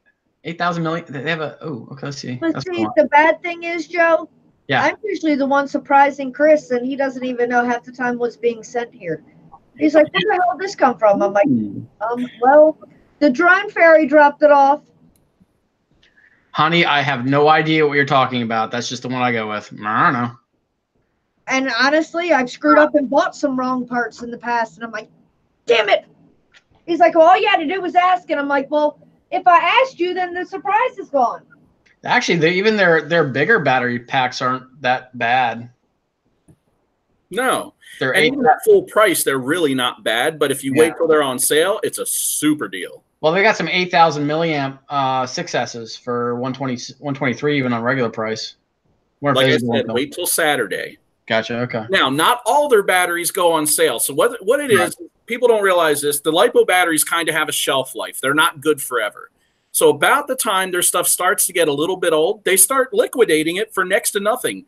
And it really pissed somebody off. Actually, not somebody. It pissed off about a dozen retailers last year because they were selling them from China Hobbyline Direct cheaper than wholesale prices. Yeah. Well, you know, as much as I agree that sucks for the people trying to retail these things, I don't care. I got a great deal. Well, from being a person who has a retail business, there is actually, and if it's anything like any of my distributor agreements, there is a certain amount of time that they say you're required to hold inventory and sell it at the retail price. Once that date is over, if you have half a brain, you're dumping it at your cost or slightly above in order to cover your cost in order to get new inventory in, knowing that these things do have a shelf life. So if the reseller on the other end isn't going to do that and they're trying to get the money no matter what, then that's kind of on them in my books, you know, because the manufacturer wouldn't be doing it if that wasn't the case. Let's see here. What? So to answer you guys talking about the C ratings, CNHL, you will see that they still offer 70C batteries. Now I'm talking 4S, okay? When we start talking 5S and 6S, the C rating has a slightly different meaning, or it holds up differently. Mm-hmm. But for 4S, I wouldn't go any lower than 70C. And if you can do it, or you can find it, I would go higher. That being said, the C rating has a very trivial meaning. It is not regulated. It does not have an actual scale for them to measure against. And what one company calls 100C might be somebody else's 70C. So don't get too caught up on the C ratings. Well, you also got to remember C rating is a multiplier of the milliamp rating. So the higher the milliamp, you're like, for example, you're probably never going to find like an 8,000 milliamp 100C battery because you're actually taking, 100 times the amperage rating. So you get 800 amps. The thing would short itself out instantly. So typically the higher that milliamp rating, the lower that C number is going to go anyway. So that's why 6S's don't typically show 100 milliamp ratings for 6S batteries. No, you just wait till the next time we get together. I need you two to explain some math problems to me. Well, I got problems. I don't know if they're math problems. I think we all have problems, but I think between Josh, Joe, and Eric, y'all are going to be able to break this down for me. So, okay. Because I'm the type of person that as I'm learning, I want to know why. That's the way I am. I have a slow uptake on things because I try to understand them thoroughly. I'm not somebody that can just take something at face value, do this way because it works. I want to know why it works that way. Once I understand that, that's where, so a lot of people, they have this curve. They get into it, and then slowly they do less and less with it. With me, I'm like this, and then once I do something, it's like, woo! I do. When Chris first started building, I would pluck his nerves. He's like an ESC, and I'm like, that's a what? And he's like, it's a speed controller. I was like, okay, so it's an electronic speed controller, but what exactly does it do, and why, and how? And he's like, well, it does this, and I'm like, but why? How does it do that? And he's like, stop asking all those questions. I'm like, no, that's how I learned. He's like, just take my word for it. It works this way. And I'm like, nope, nope. I want to know why. Because I'm like Josh. I want to have all the bases because you can build on that. There's a great, I don't know if they still have it up. I have to double check, but there's a website that actually shows, basically shows the concept of induction theory and relation to magnetic poles and how it works. Ooh, pretty. I've been on. Had two. Whoa, that does some weird shit with the camera. Do that again. Oh yeah. You see, that was pretty cool. Look at That's weird. That's pretty cool. I had a couple of those Real-Act 210. My green machine was one, so I peeled off the top plate and then put a green canopy on. And then this one I did last night, and I put blue LEDs on the bottom, the race wire. Oh, come on, Jim. You got to give me credit. It's for as long as Chris has been messing with this stuff, I do know this now. But no, my question has to do with how you figure out how long a battery will actually last. When it dies, it's done. No bullshit. There's a math problem that actually breaks that all down. And I know there is. I just can't figure out what it is. She's talking about, Josh, what Eric had to go through for the 107. Yeah. She's talking about that. Look, that's the one part that I'm like totally stuck on right now because it's like I want to know why and I can't find the right answer. So I'm going on with the studies, but I keep coming back to, well, how the hell do I know how long this works if I can't figure it out? Because if I took the test, I'd do exactly what Joe said. When it's dead, laying on the ground, it's dead. Yeah, well, right. So that's why I was sitting here for a minute. I'm like, do I give my regular answer, my troll answer, or the real answer? Yeah, exactly. The real answer, the longhand answer, without spelling it all out, is you got to take the watt hours of consumption that your drone uses based against the watt hours of power that your battery can supply. And with that, you can calculate a time. See, that makes sense because in the book, it wasn't saying. I asked her, I said, so what are you going I'm going to bring this book the next time we come, we visit, and I'm going to show you. And it makes no fucking sense at all. I'm like. Well, here's the thing you got to remember with batteries. It's chemistry. Exactly. Chemical reactions occur differently at different temperatures. And as you draw from batteries, they typically heat up. So the reaction it'll actually accelerate. And then eventually you're going to exceed the amount of reaction that the chemicals in the battery can sustain. And then you're going to get a sag. So a lot of times, like, these C ratings are basically how quickly can that chemical convert to an electrical charge before it can't do it quicker than you're drawing it, to put it as simple as it can be. Well, and a lot of the FAA, sorry, let me try that again. In the 107 test, they're talking more about camera drones where you're not going to get sag so much. Yeah. Yeah, so really it just boils down to figuring out, based on the consumption of a camera drone, whatever camera drone you're running, yeah, how long you have so that you can figure out where your halfway point is, because it looks like you have plenty of battery while you're flying out. And then, oh shit, I have to come back. Yeah. That's the gist of it. For a racing drone, what most of us are going to boil it down to is below 3.5 volts per cell. How far do you want to walk? Right? Because most of us are going to have OS. That tower going, damn, Right. It's going to be a walk. But, oh well. Yeah, oh well. Well, that one's a loss. Exactly, right? No, that just means more steps on your app. That's all it is, okay? You just and go get it. For you guys flying racing drones, do not go below 3.5 volts per cell. So if you see all of your packs together, you got to figure that out based on the number of cells in that pack, 4, 5, or 6, times 3.5. That's your total voltage. Whichever one you use, you don't want to go below that. You will kill the battery because at that point, chemistry breaks down. Unless you like fire. If you like fire, go for it. Love fire. That's Joe. Guys, y'all have heard us joke about the guy with the 6S that'll tell you, oh, it's either going to fly or it's going to fire. This is Joe. Yeah, that's me.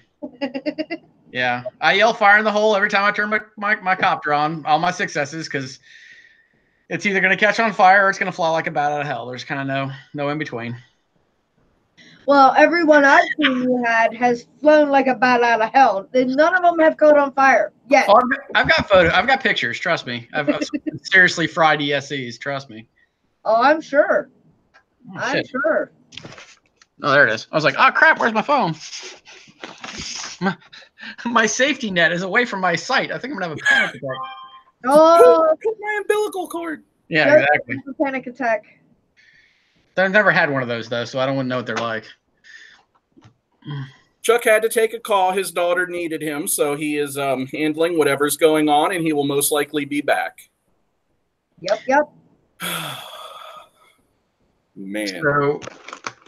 So supposedly you have to take this 107 thing to do professional drone flying. Is that what they're saying? Well, to get paid to fly. To get paid? Yeah, like if you're going to use it for surveying, inspections, aerial photography, that you will receive compensation, you need a 107. So, may have broken the law. Josh? No, you did not. You performed a favor for a friend of yours. That's what it was. Oh, by the way, gas money. Yeah, gas money. Though I did see something that I want to put on my drone, but I can't seem to chuck up the $27,000 for the LiDAR system. I don't know how many use it, but I really want to put a LiDAR on a quad. I'm not sure what. Well, let me rephrase this. I know exactly what it will do. I don't know why I would care, but. Oh, the flyer, welcome. Yeah, a lot of people have beepers on your batteries. Yes, do it. Because otherwise you'll spend hours looking for your quad, and it's not fun. Nope. Yeah. Though Josh needs to put some, what do they call the life-size cutout things that you can buy in stores? What do they call those things? Like stand-ups or cutouts. Yeah, so you need some of those for your house. So next time you do a fly through your house and you're going by those windows, you can just put up crazy cutouts. And see how many people notice. You know what I mean? Like somebody like half naked or something, like in the window, like trying to cover up with a towel, and you know, just come in there and be like, you can do like the Where's Waldo series. You just gave him. We could call it the Where's Waldo series. We can get the stand up and we do flights and just hide it places, and then you can cut it into your video and be like, where'd he go? I would totally do that. Yeah, my yard is my favorite place to practice. Actually, Cardoso Media brings up a very valid point. Technically, if your channel is monetized on YouTube and you fly a drone, you're supposed to have a 107 because you're making money on your footage. They don't care if you're making 5 cents. They don't care if you're making 3 cents. They don't care if you're making a half a cent. That's how the FAA rolls. And if somebody reports you and they see that you're monetized, yeah, it can get a little hairy. Yeah, they're not drawing many lines. Everybody walks away with a fine. Usually not anywhere near the maximum, but you get a fine. The best advice is if you don't have it and you're not interested in having it, don't monetize those videos. Now, with that being said, any of those videos that you monetize, you also have to make sure that you are not breaking any of the Part 107 rules.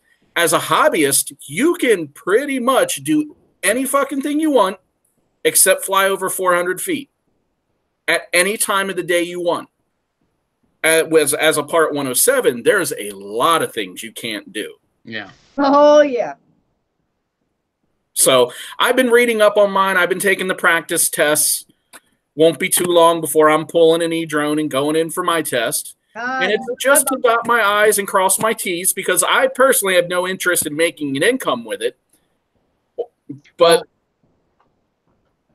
here's my question though, because this to me is starting to fringe on the whole CDL thing, where once you have the license, you cannot go back and say you were not, like, for example, you have a CDL license, you can't go back and say I was private driving. No, yes, you can with a 107. You can say that you were not being compensated. You were flying for fun as a hobby, and it's separate. All right.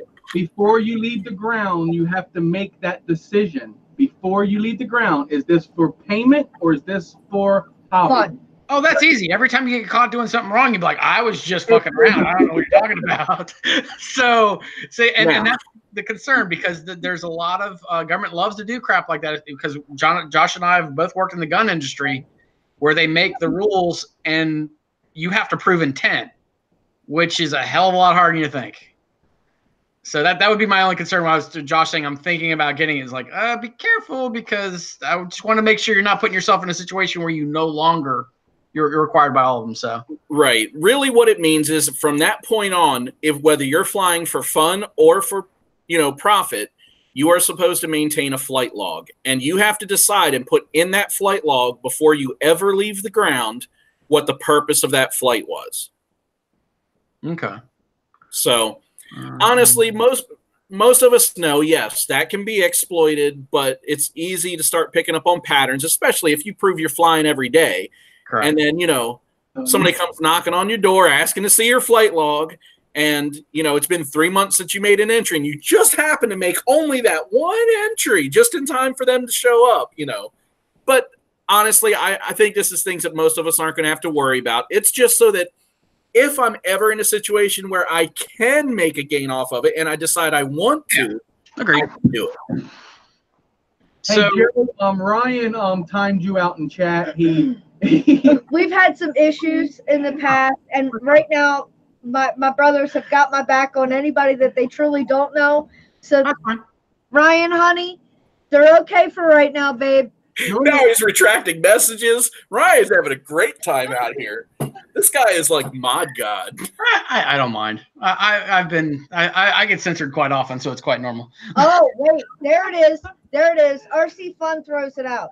I think he's mad because Joe still has his shirt on. Uh-oh. I'm sorry. Look, I knew it was coming. Yeah, there it is. Ryan, RD baby. Joseph is the guy with the glasses on the stream. Yeah, this is Joe. Look, there he goes. He's the one with his shirt on. You gonna go there? We fly with Joe. He does not normally upload content to YouTube, so that's why he doesn't have content right now. But yes, babe, trust me, he's a good guy. If you want my camera footage, you can talk to the NSA because they've got lots of it. Yeah, Joe, that's the one thing. Joe's not really into the editing and the sharing per se, but I noticed he's really digging the live streaming. Hey, Joe, your footage is on YouTube, though, because Crystal put your tower video up there. Oh, did it? Oh, yeah. Okay. That's cool. I'm okay with it. The long distance video that I put up, Joe did that. Oh, okay.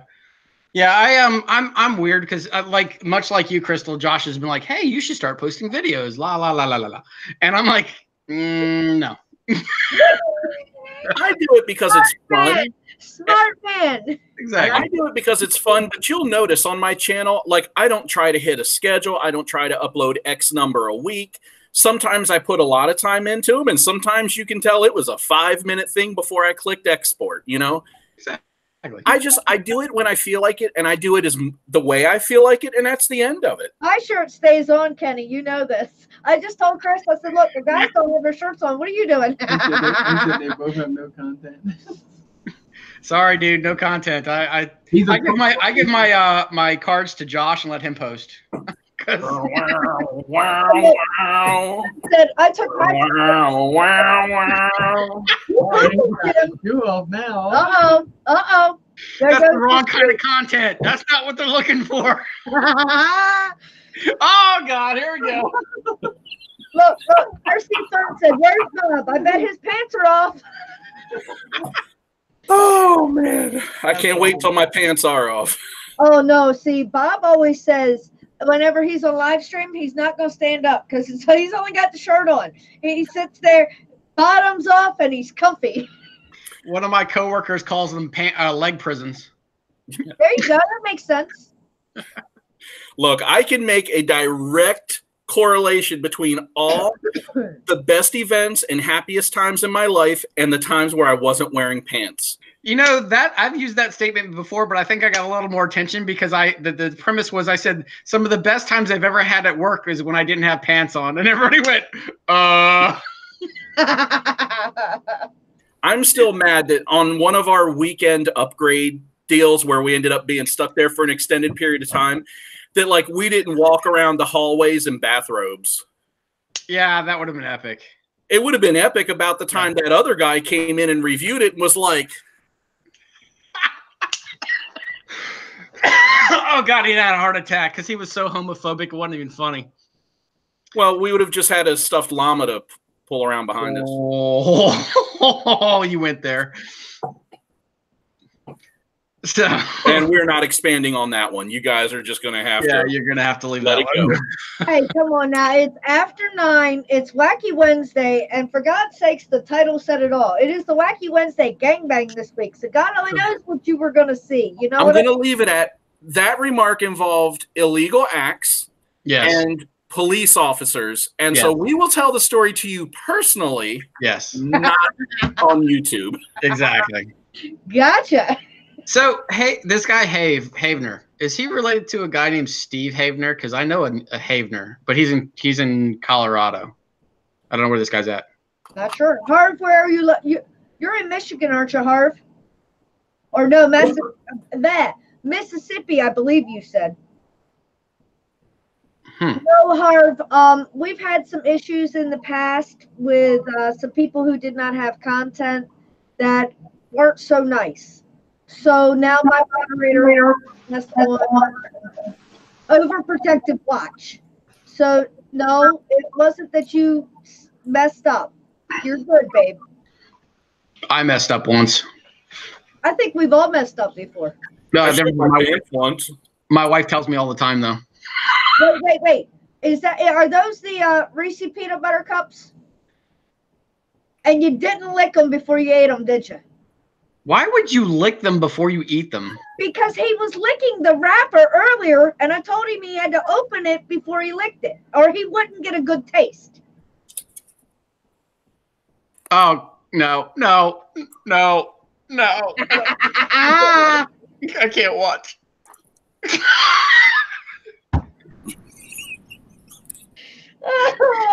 Mississippi. Okay, sorry, Havener. I was. Oh, right.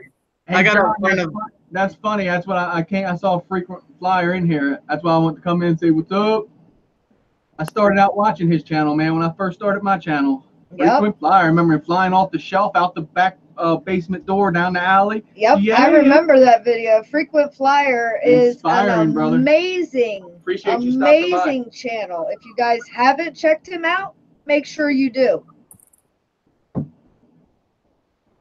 Here, your moderator is going to start a rule: if you don't have a shirt on, you can stay. If you don't, if you have one on, you gotta go. Well, I'm in trouble then because my shirt's staying on.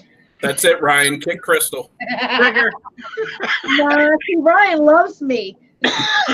We all love you, Crystal. Oh man. Well, the good news is because of jacked up upgrade, I'm actually here because I'm supposed to be at swim practice, but that didn't happen. Look, you gotta do go like this.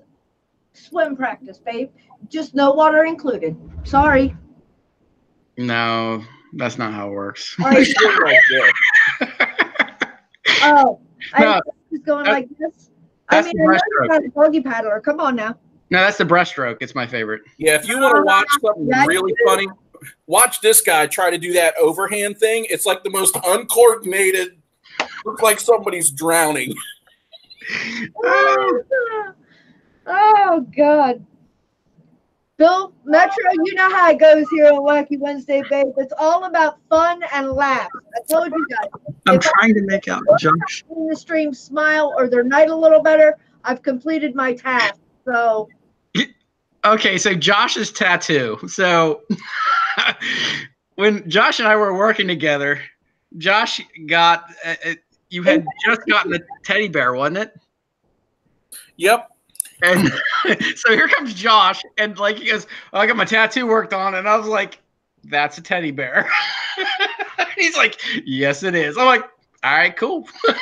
So for you guys that are looking at this, this actually is, it's like totems of all the people, well, not all. So it's a constantly growing thing. It's going to end up being all over my shoulder, front and back, up to about my neck.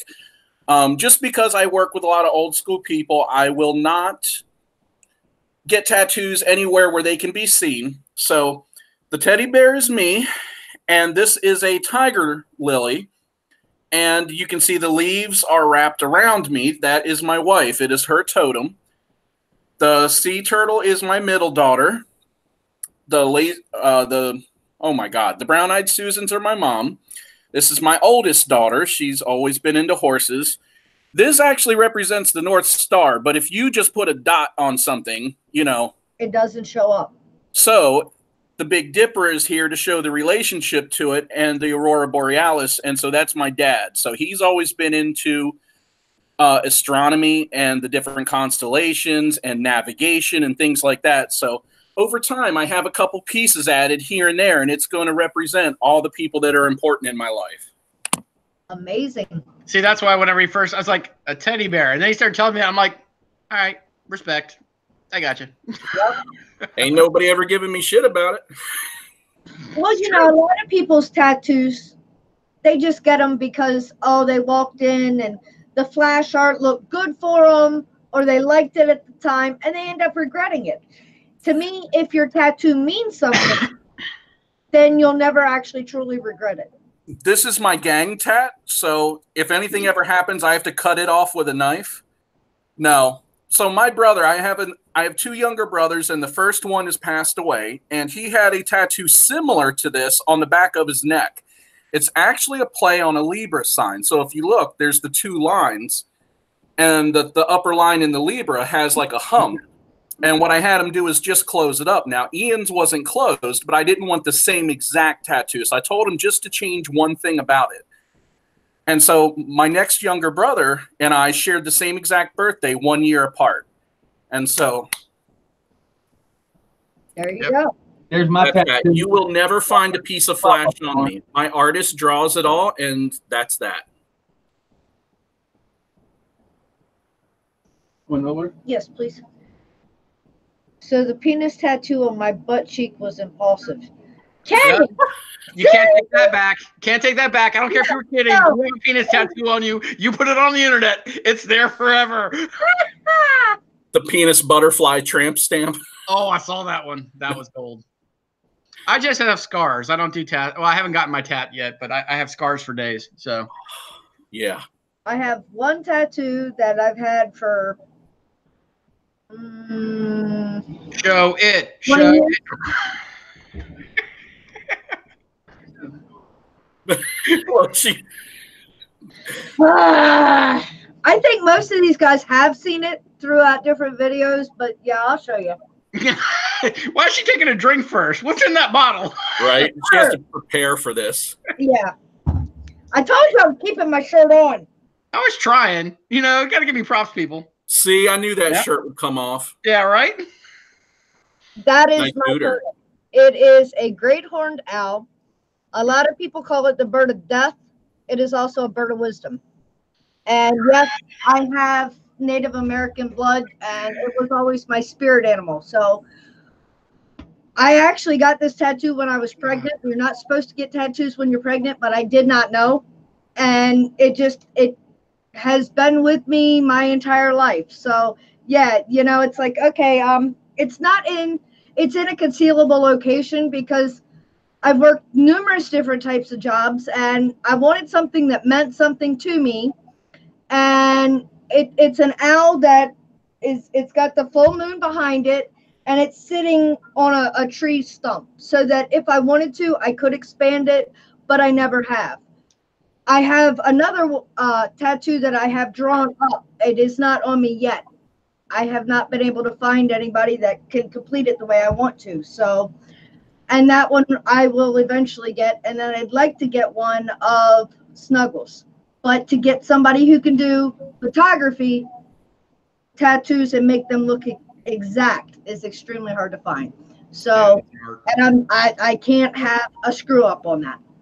I know somebody. I've only had any of my tattoos done by one artist. One artist has done all my work, and he has a portfolio. I give you his website, and then you can go from there, you know, if you decide that his work is up to snuff for you. But he's up in Smyrna, Delaware, so it's an additional 45-minute drive north of where I'm at. But if you're like me, and he's not cheap either. He's not that $80 an hour guy. I think he charges $120 an hour. Yeah, quality is not cheap. I've learned that. Yeah. And that's what a lot of people have said. I mean, color tattoos fade. That tattoo has not faded in 20 years. So you pay for what you're going to get. And if you want it, it's going to last forever. Yep. Good ink and good application. Yep. What was the name of the dude we worked with that got the glow-in-the-dark tattoo, or the black light tattoo, that said he smelled like burnt wire for like 6 months? Yeah, I know who you're talking about, but I don't remember his name. Yeah, I don't remember his name either. He was like one of the first, before FDA like approved it or anyone approved it. He went and got this black light tattoo down the back of his arm here. And I was like, oh, that's pretty cool. He's like, I was like, anything weird? He's like, yeah, everything smelled like burnt wire for like 6 months. I'm like, that's probably not normal. No. Just in this arm, I have about 25 hours of tattooing because I wanted it to at least start full color. And full color, getting punched in and saturated correctly, is not cheap. And let me tell you, though, I know my artist hates it when I make an appointment because some people are like, tattoos hurt and I can only do this for an hour or two. Me, I'm a marathon customer. I want to come at 9 o'clock in the morning when you open shop, and I don't want to leave until your hands can't hold that gun anymore. I pay the day rate, and I want my money's worth. Right? Yeah. And I'll buy you lunch, and I tip you well, but I want to sit for 7, 8, 9 hours when I do it. It doesn't bother me. See, I've never had one yet, so I'm still up in the air on that one. That's why I'm still waiting for my Iron Man tattoo because I don't know how it's going to go. So, going to get the power plant right there? No, Iron Man triathlon. Calvin, are you leaving me, babe? Calvin. Earl RC and Frequent Flyer is headed out. So, have a good night, guys. Wow, $20K worth of tats. Ouch. That's a lot of tattoos. Well, sleeves, torsos, they all cost, definitely. I could buy like a bicycle. No. A bicycle. Get ready for the second shitstorm start. Yeah, right. Exactly. You could buy like a bike or something. No. Honestly, Joe, from what I've been told, it's all about location on your tattoos. Certain places hurt a hell of a lot more than others. Yeah, I've heard like your man junk hurts a lot. Let me tell you, this here is an extremely tender location. Oh, no doubt. It cracked me up. The tattoo artist had this like blue, it was almost like lidocaine gel. Later. Yeah. And it was like, okay. And the first, after I think it was the outline. And then he started in with the color, and I'm like, oh, yeah, And then he puts this gel on, and I'm like, what was that? And he's like, well, I call it blue stuff. So he'd get to going, and he'd do different colors, and I'm like, and he's like, you all right? And I'm like, got any more blue stuff? And he got to laughing, and I'm like, just put a little bit on there. That shit's getting hot. That's weird. I didn't know they did that. Oh, yeah. They can, yeah. They prefer not to use certain things because it also affects your blood flow. And as much as they don't want you bleeding out, they also want to make sure that you're bleeding healthy so that, you don't bleed out. Okay, my experience, there's no such thing as bleeding healthy, but might have usually been for other reasons. Tackling cars doesn't count. Yeah, no, head trying to jump over head first of a car. That doesn't count, Joe. That just doesn't count. Yeah, and everybody that says they don't hurt is lying. Yes, they hurt, but some of us, what it really amounts to is your pain threshold. Exactly, your tolerance. I have a really, really high pain threshold. I think if I'd have chosen another location, I'd have been fine. And when I told the artist where I wanted it, he looked me dead in the eye and he said, "Are you sure?" And I'm like, "Yeah, why?" And he's like, "No, seriously, are you sure?" And I'm like, I only live once. Go for it. And once it started, I was like, oh, shit, you can't stop now.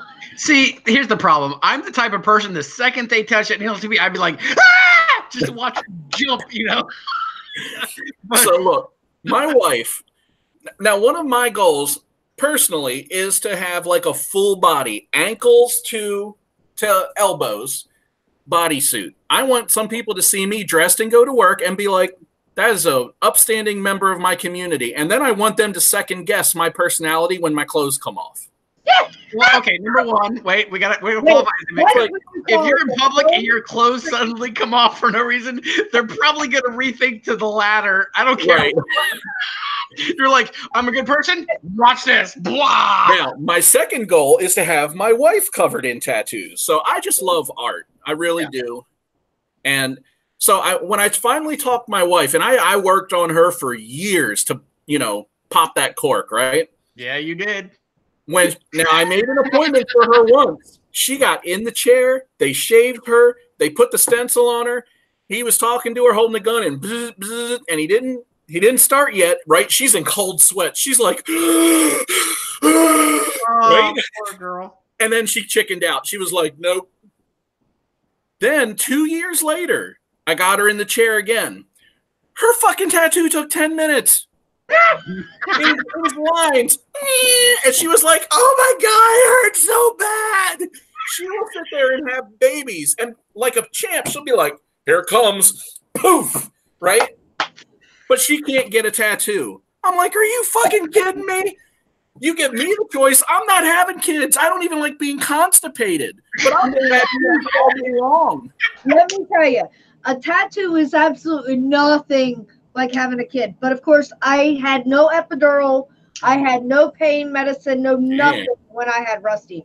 And that was 16 and a half hours of straight labor. So, yeah. Tattoo like this, it hurt a little, but it didn't hurt anything at all like Rusty did. So here's the funny part. Me being the shit stirrer that I am, I love to start the what hurts worse, kidney stones or giving birth. And of course, giving birth, I've had kidney stones and I gave birth. Giving birth hurts worse. See, I would argue that. You know why? Because I have met many, many people that have had kidney stones and never, ever, ever want one again. Whereas I haven't met many people that have had a kid and be like, I'll take another. Let me tell you something, okay? I said when I found out I was pregnant, everybody's like, oh my God, get an epidural. I'm like, are you kidding me? There's no way in hell I'm going to get an epidural. Number one, okay, yes, I got a tattoo, but I do not care for needles. And I was afraid that I would have a contraction at the wrong time as they were attempting to put the epidural in my back. And I would jump and I'd screw it up. So I figured if I can handle this, I can handle this. And that's why I only have one kid. Yeah. Well, that's my wife, I really have one kid. It with was like, all hers, did it. She thought she was going to dinner. She was like, I'll have the epidural and the whatever that is over there, and I'll take a half of one of those too for the road. Right? She knew going in. She was like, butter my ass up. I'm having this kid scot-free. Right? Now, that's not a judgment. Because again, I would, if given the choice, especially after seeing what I saw, I'm not having kids. Hey, you created that, so don't even go there. You're having a reason. But I can't imagine the process of my body contorting and stretching and everything else. Like, that blows my mind. Seriously, hats off to you guys. I know it's a biological thing, like your bodies are built for it, but that's like me thinking about pissing a golf ball. That's what happened. You gotta go a little wider, babe. Heads usually come out that size, just saying, and then you got the shoulders after that. It is like, oh my God. I told you, I warned you all, it was not going to be a typical Wacky Wednesday. You never know what you're going to get over here in Crystal's Crazy Corner, and this just goes to show it. Yeah. Now, doctor, you're going to have to throw 2 extra stitches into that for me, because I've been telling her whole life that this is 6 inches. Yeah, she thinks she believes that. Damn it! My wife is hella smarter than I am. She's a modern woman. Everything. She's got a ruler. Exactly. We banned rulers from our bedroom. You can measure on your smartphone. No. My phone is 13 inches long. Hey, honey, this is an iPad. I don't care what they tell you. Yeah, tablet. Oh my God. Hey, camera drone owners, do you do junk shots? I'm just asking.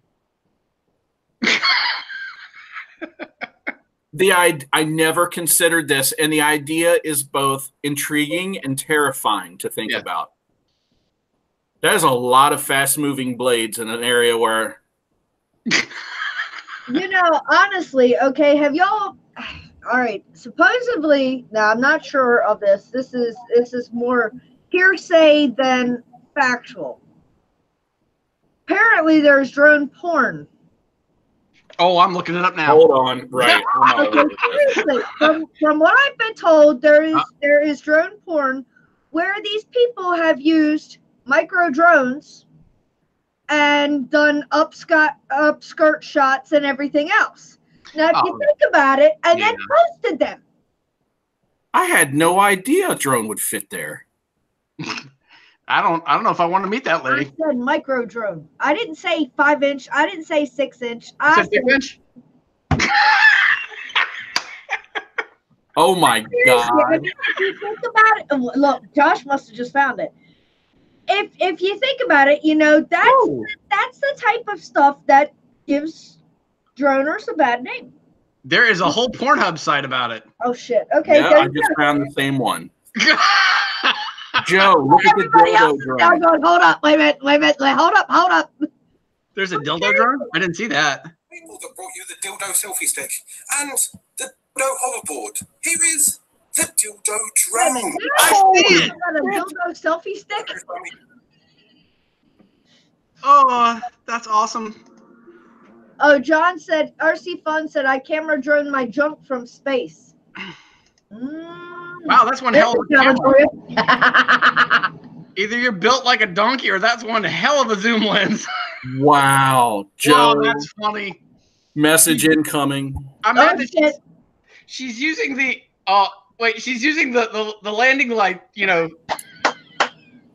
Incoming. This way. This chick is either stupid or just crazy. The shape of that drone reminds me of a face hugger. She's smiling now, but wait till he messes up. She has a scooter. She has a hoverboard with a vibrator on it. I would fall off of it. Oh, thank you, Crystal, for enlightening us. Hey, no problem. I mean, that's what I'm doing. Holy crap. All right. Bookmarking that one for later. Yeah, right? I knew it. See? Wow. Honestly, guys, think about it, right? Because when quads and all first came out, what was everybody yelling about? They're invading my privacy. They're looking in my windows. Well, now they've got proof that they're flying up women's skirts and everything else. Well, this was doing far more than flying up her skirt. Wow. Havener says he's seen some sexy quads. Not like that, you haven't. I can tell you this. If you Google search this from work, you will be getting a call from your IT guy. I'm just saying. It might be worth it. What the hell are you looking up? Yeah. Well, come over here and let me show you. I'm mad Josh and I both YouTube the exact same one. Like, oh, yeah, there it is. The first thing I saw, because, of course, there's your standard run-of-the-mill naked people, you know. And then there was this thing, and I was like, what is that? What's missing? You need to screenshot that and send it to Chuck. He'd be like, holy shit. I know, right? Actually, it wouldn't even surprise Chuck. Guess what, gentlemen? Josh is now getting his first camera drone. Come here, Brandy. This is going to be more fun for me than you. Hold on a minute. Oh, Lord. Oh, she would never be down with that. Yeah, no. I've seen too many YouTube people of eating DJI blades to ever think about doing that. Yeah, no. Yes, and by the way, it was a DJI product that was being used just for all the camera boys out there. Oh, so, yeah. Oh, my God. Oh, dear God, man. Oh, Nitrate said it was an AI video. I swear I wasn't. No, dude, somebody else was on my computer. I didn't look that up. Well, I work in InfoSec, so I could probably argue that. Non-repudiation is my specialty. You work in InfoSec? Oh, yeah, I do that too. But InfoSec. InfoSec. I did use that line on somebody one time when they asked me, they're like, I know you from somewhere. And my deadpan response was, so how much porn do you watch? Because that could be where you know me from. And they were like, Have a great night, Rebel MK. Appreciate you hanging out with us. Nice to meet you, Rebel. Oh, Harv, you've seen some sexy quads, baby. If I drop the screen, you might have some issues with all of MD's drones behind me. You have a green screen? Yes, babe. Oh, Chris needs to come in something dressed in the same color so we can play Magic Crisp Disappearing Parts game. Floating head. Yes. Hey, honey. Joe's volunteering you for things. Actually, it would be what would even be more impressive is if he just had a green suit and at random times, like something would float in the background, and they just acted like nothing was going on. Yeah, we get one of those. What do they call them, like the blue man suits? I would rock that.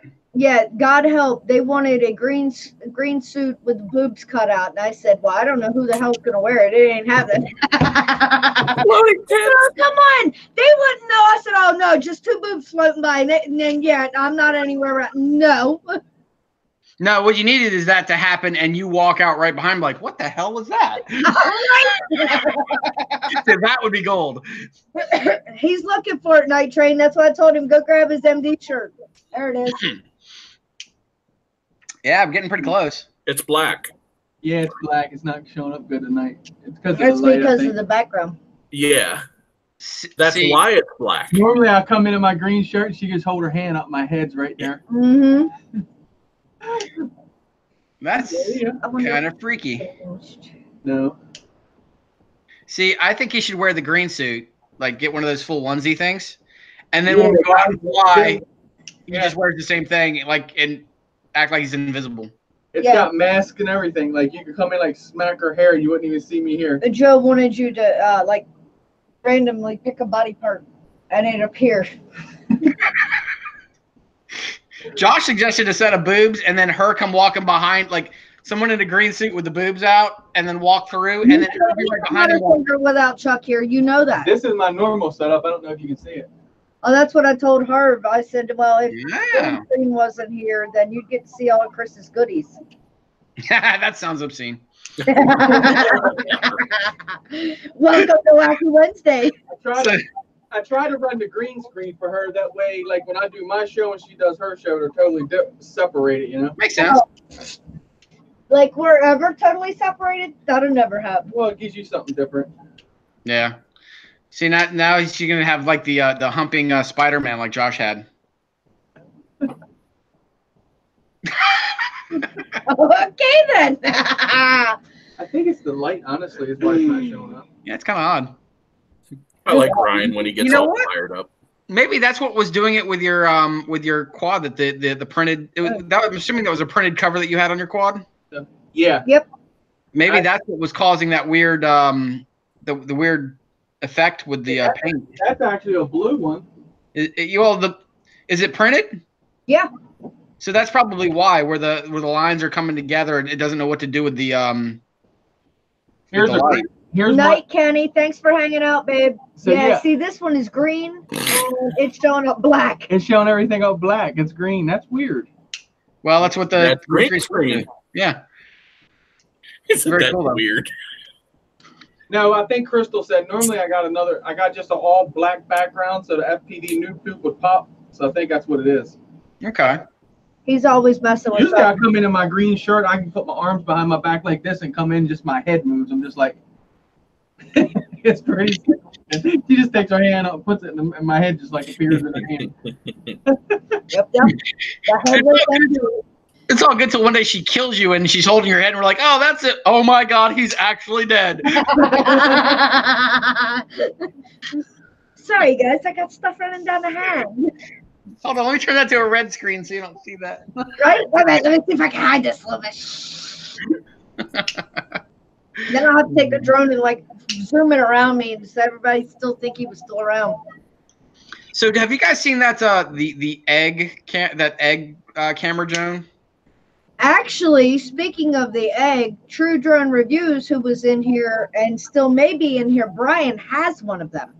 Yeah, I saw it the other day when I was looking at some stuff, and I'm just like, that is the weirdest thing I've ever seen. They're weird, but they're really neat. I buy one for Chris way back, and then I didn't, and I was going to get him the knockoff, and then he's like, I don't know, and I didn't get that one either. Have you seen that one, Josh? Oh, shit. Sorry, looking at our Facebook chat. All right, what was that? Oh, I thought you were still looking at the porn. Yeah, right. Okay, we've lost Josh. We should just stay here for a while. There you go. True Drone Review says it's nice. Okay. He has the egg drone. So my understanding is that it looked like it came with a controller, but it was like gesture controlled. I mean, like Minority Report for drones. Yeah, that's what I was wondering. That's why I wanted to ask about it, because I was like, that's interesting. My question is, what do you want to get? You give it the middle finger, because I kind of have like middle finger Tourette some days. Now, are you talking about the FPV camera or the drone itself? No, this is actually a drone. It looks like an egg. Yeah, it looks like okay. a giant butt. No, not a butt plug. It looks like a giant butt plug with blade. God. And like apparently it's got gesture control, which is I was like, okay, interesting. I'm kind of curious about that. Yeah, there's a company that recently put out an FPV camera that also does high def, like your Runcam Split and your Foxy or Mix, but it's all controlled through gestures. Okay. You tell it to play, to stop, blah blah blah, Blah blah blah, blah blah blah. Yeah, I like I said, I just saw it yesterday. Actually, I saw it. No, that's not true. I took it back. I looked at it during a meeting that was really boring, and I was at my desk. I'm like, I'm gonna look at drone parts. Let's see here. Where did it go? Supposed to be working and looking up drone parts. I see how you are. Trust me, if you sat in some of the meetings I would, you'd be lucky you didn't stab your eyeball out with a pencil. Uh-oh. Now he's looking at drone porn. You know this. No. I didn't say what kind of drone porn. No, what is this? Oh, whew, thank God. Sorry, I saw someone sent an email out through our corporate email basically saying farewell to Purdue, or the place I work. And I thought for a second there it was an FU email as they bounced out of the company, and I realized it was a friend of mine who sent me something personally. I was like, oh, we're bad. I was just about to be like, I got to get off because I got to start turning accounts off. Hold on. Those farewell emails are always the best. Oh, I've got one for you to read. It wasn't a farewell. It was a what I like to call them a resume generating email. What not to do? Oh yeah, he is on my he is seriously in my what not to do folder. I mean, wow. Yeah, it was impressive to the point where I read it, my boss read it, stood up and goes, "Don't respond to that, Joe. Nope, stop. Don't respond." I'm like, oh, I'm already halfway through writing the email. Do you know how fast my fingers are going? Exactly. He was like, Joe, no. Like, oh, please, come on. Let me have a little bit of fun. Yeah. That was impressive. It was impressively stupid is what it was, honestly. But, hey, you know. People like to think they've got the last say, but they don't understand what they're actually doing is just like chopping off their own balls and serving them up on a silver platter because it gets out. Yeah. No, this guy replied all and was being a complete jackass in his reply all, not realizing that one of the people in the list had left and it was now going to the VP. Oh, shit. Yeah, and he pretty much insulted an entire department in his reply. And, yeah, he's gone. Not sad. No, all over stupidity if you think about it. Yeah, it's true. I'm ready to kick Mother Nature square in the balls and drop kick Mother Nature. I'm assuming it's because it's still cold there. Well, actually, our FPV is Upper Maryland. Upper Cove, Maryland, just north of Baltimore. Yep, and they've been getting some shitty weather, a lot of snow, very cold. That is Joseph. That's Elon Musk. Yeah, right? Emphasize on the Musk part. I'm just saying. Man, let me tell you. My Musk factories have been working overtime over here, and it's a damn good thing it doesn't come across the YouTubes. Where are you at this week, Josh, by the way? Just north of Philly. Oh, okay. All right. Like King of Prussia. Gotcha. Not that far away. No. It took me 2 hours to get here. It'll take me about 3 hours to get home just because of rush hour traffic, but not bad. No. So I'm still interested to get. True Drone hasn't replied back about the flying egg. I still want to know if that hand gesture stuff works or if it's like Like there was a joke about a TV that had hand gestures to control it, and it had a defect because every time you'd masturbate in front of it, the volume would go up. It was kind of hard to. It was kind of hard to stealth fap because you would, it would go full volume. I imagine trying to do your workout video with the shake weight was problematic too. Oh yeah, exactly. Yeah. But here's my question: why the hell are you masturbating in front of your drone? In front of your TV. Ah, gotcha. Now, if it was in front of the drone and it, that made it, I don't know, attack you, that would be a problem. Okay. True Drone Review says it has a wand, but he does not use that. And there's Josh. See, now I know what MD's doing at night when I go to bed. I understand. I'm licking the little SMA. It likes it. So, wait, it has a wand? I'm really confused. All right, I'm going to have to do some lookings. Well, so technically I have a VTX that has a wand. Yeah, but that's a little different. That's the, But is it? Is it your magic wand? Because that's something totally different. That would be a yes. Yep, right.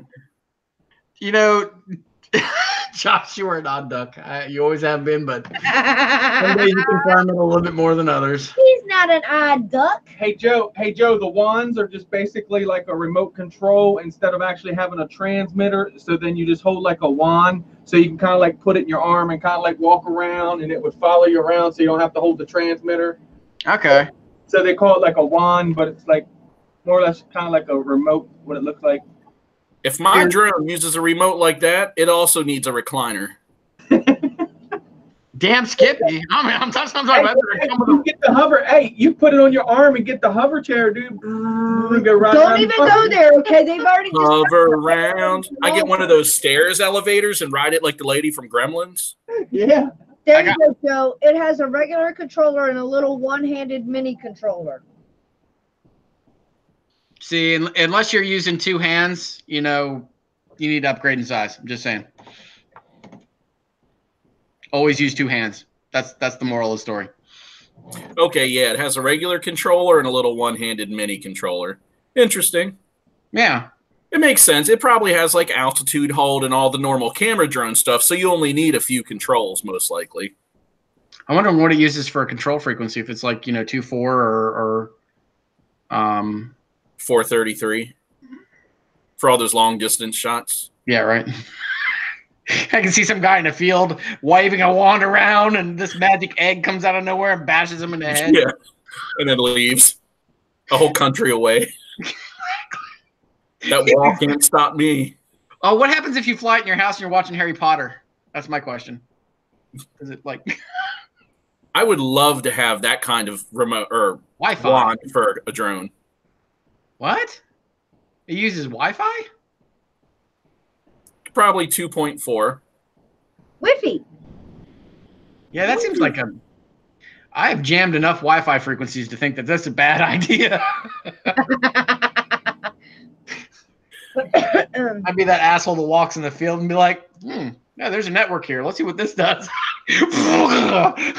So idiot me was doing that a few weeks ago. I was trying to talk with Chuck while I was working on my quad. And here and there, I had to plug it in to power it up to do something. And it took me 3 or 4 times before I realized that every time I plugged in my quad, my Wi-Fi signal died. Yeah. Yeah, I was blasting myself. Even with 5.8, it was killing my Wi-Fi total. So can you see that, Josh? Yeah. So it literally looks like an egg. Yeah. I mean, that's crazy. I don't know. I give definite points for originality. I think it's kind of neat. But it's just kind of it. Oh wait, where's the other picture? Oh, there it is. It'd be cooler if it hatched a dragon. Right? That's what I'm talking about. Why don't you think about that, drone companies? Make a drone-shaped drone, oh my God, an egg-shaped drone that hatches dragons. You're welcome. You're welcome, yeah. Are you going to refill the egg every time? So don't ruin my dreams. I haven't dropped dragons once. So where was it? You're mean, Crystal. Don't be mean to me. Come on now. So where's True Drone from? Because I want to see one of these things. I'm just fascinated by this thing. I don't know why. Reviews is in Pennsylvania. Pennsylvania. Okay, what part of Pennsylvania? Pennsylvania. That's Western PA. Yeah, that's true. Let me think. Pittsburgh, I think. Go to Brian's channel. He flew it. Okay. That's Yeah, if you go to Kentucky territory. Reviews channel, he honestly, he is one of the most honest reviewers going. Okay. If he tells you it's a turd, don't buy it. Okay. Hang on a second. No. Yeah, you've got a link for it. And we got the link for it. I loved it. Like I don't know why I'm fascinated by this particular one. I'm just like, I can't explain it. I don't know. It's one of those things. Because I love it was back when Chris very first started out with his camera drums, and I was like, dude, that's super sick. Yeah. Okay. Womp womp. Yeah. Yeah, because part of me I don't know. I have no idea why I'm so fascinated with that one, but it just got my attention for some reason. Where's the camera on it? That's my other question. Nice, Josh. Lovely. Because it does.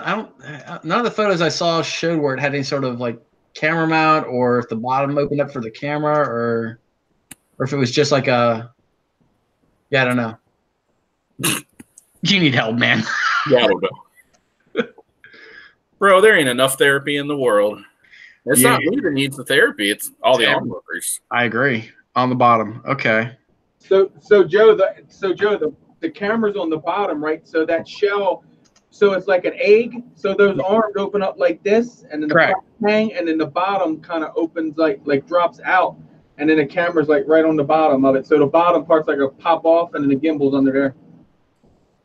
It's Yeah, the side I'm on doesn't have.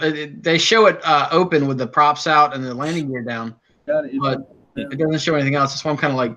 I guess that's probably why I'm fascinated by it, because it's, it's weird, and I like weird. Oh yeah, it's definitely weird. It's definitely weird. Definitely That's different. what I think I like about it, is the whole aspect of it being weird. It's definitely one of those out of the box sort of things, and that's I think for me is why I have the fascination about it. You set it on your table, and someone comes in. What's that? That's a drone. That's a what? Yeah, watch this. Yeah, exactly. That's it. Whereas the rest of them we fly, people go, oh, look, a drone. This is why I use Grammarly to check my work. Who uses Grammarly? Oh boy. There you go, Joe. Links in there. Oh, sweet. Okay. Oh yeah, where's the thingy? Yep, YouTube. There's no such thing. Yeah, stop. Okay. All right, I'm gonna save that for later. Right next to my porn dildo. Drone dildo. That's what it was. Totally need one of those. I'd be afraid I'd smack somebody inside the head. You would get that. Mollywop. Mollywop. Oh my God. So, oh man. See, this is why I can't go down the camera platform thing. To me, it's like the planes. Once I go down the rabbit hole, it's gonna. Oh, yeah, you're done. You're gonna keep right on going. Yeah. See, and I don't get that for a lot of the novels. Perfect. Stuff, so. Welcome, dear. Hang loose for a few moments. You accidentally got timed out, baby. Oops. So, like, it doesn't interest me at all. But the planes, it's happening. I'm going to get those sparrows up, and then I've already been eyeballing the wings. And what I've been doing is watching the way they fly on YouTube. I'm looking for one that doesn't have all that excessive waggle, because I want a decent. Gotta go heavy. Oh, you don't want to be sick? Yeah. Just take some Dramamine before you watch it. That's all. Yeah, actually, I was trying to tell Chris. I wanted to tell Chris that next time I saw him. I literally was watching, because I have a stand-up desk at my office, and I had my monitors up, and I pulled the video that I was watching the video that Josh had posted with us chasing him, and I think there was some drone footage in there. And one of my buddies comes over. He's like, "Oh, is that one of your buddies flying?" I'm like, "Yeah, he's flying. This is the wing," and he's standing there, and he's like, I gotta go. I'm just like, are you all right? He's like, yeah. He's like, I can't do motion sick sort of stuff on the thing. He's like, I get queasy, and I'm like, well, hold on. And then I fast forward to the drones. He's like, okay, I can deal with that because I get what's going on. He's like, but the waggle, it was unnerving me. And then I started asking questions. Like, what do you mean you're on the iPad link? I can link with the iPad. You're slow. Joe, he needs a moving wallpaper that just kind of really subtly does this. Yeah. But, like, if you could do it really slow and like every day come like 11 o'clock, he'd be like, man, like every fucking day I don't feel good about 11 o'clock. Yeah. I would there's not even enough reasons to fire me at this point. I don't think I need to add any more. You guys, today, so the customer that I'm working for, we've been working in his office, and his office has a door that goes straight to outside. And it's actually shorter to walk outside and in through the lobby door to get to certain things than it is to walk through the shop. And he has a window right in front of his desk. So as I come out of the main lobby to go back into his office, I was like, oh, I'm going to scare the shit out of him. So I pop around the corner real fast and bang on the window. That face in that moment, I will remember for weeks to come. It was hilarity. That's awesome. Welcome, Exploring Ginger. How are you tonight? So, out of curiosity, Crystal, how many of the people probably in house right now are actually building their own camera platforms, or most people going with are buying a platform? There are quite a few that are starting to build their own drones. Okay. They're coming out of, like, I'd say the mid-class. Okay. And they're going to the dark side now, building the whole nine. I know Night Train builds his own. Plummet builds his own. Well, camera drones, I don't think any of us are actually. Well, that depends. Joe had a good point. If it's got a camera on it, it's a camera drone. So, talking that way. But I don't think, honestly, any of us are building more of the true camera drones. Okay. But everybody has gone more to the dark side with the race drones and started to build now. Okay. For those, I think it makes sense to build, but with the cameras, the one thing that most of them come with that it almost doesn't make sense to try to figure out how to buy is that gimbal. Yeah. And gimbals are expensive. Good gimbals are expensive. Some gimbals are actually more than what your drones are. Right. In some cases, yeah, definitely. Oh, yeah. Everybody still loves the camera birds.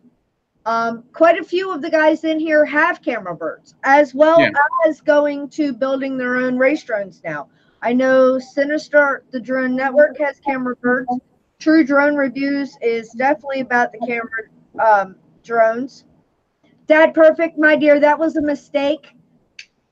I called him on the phone. He accidentally.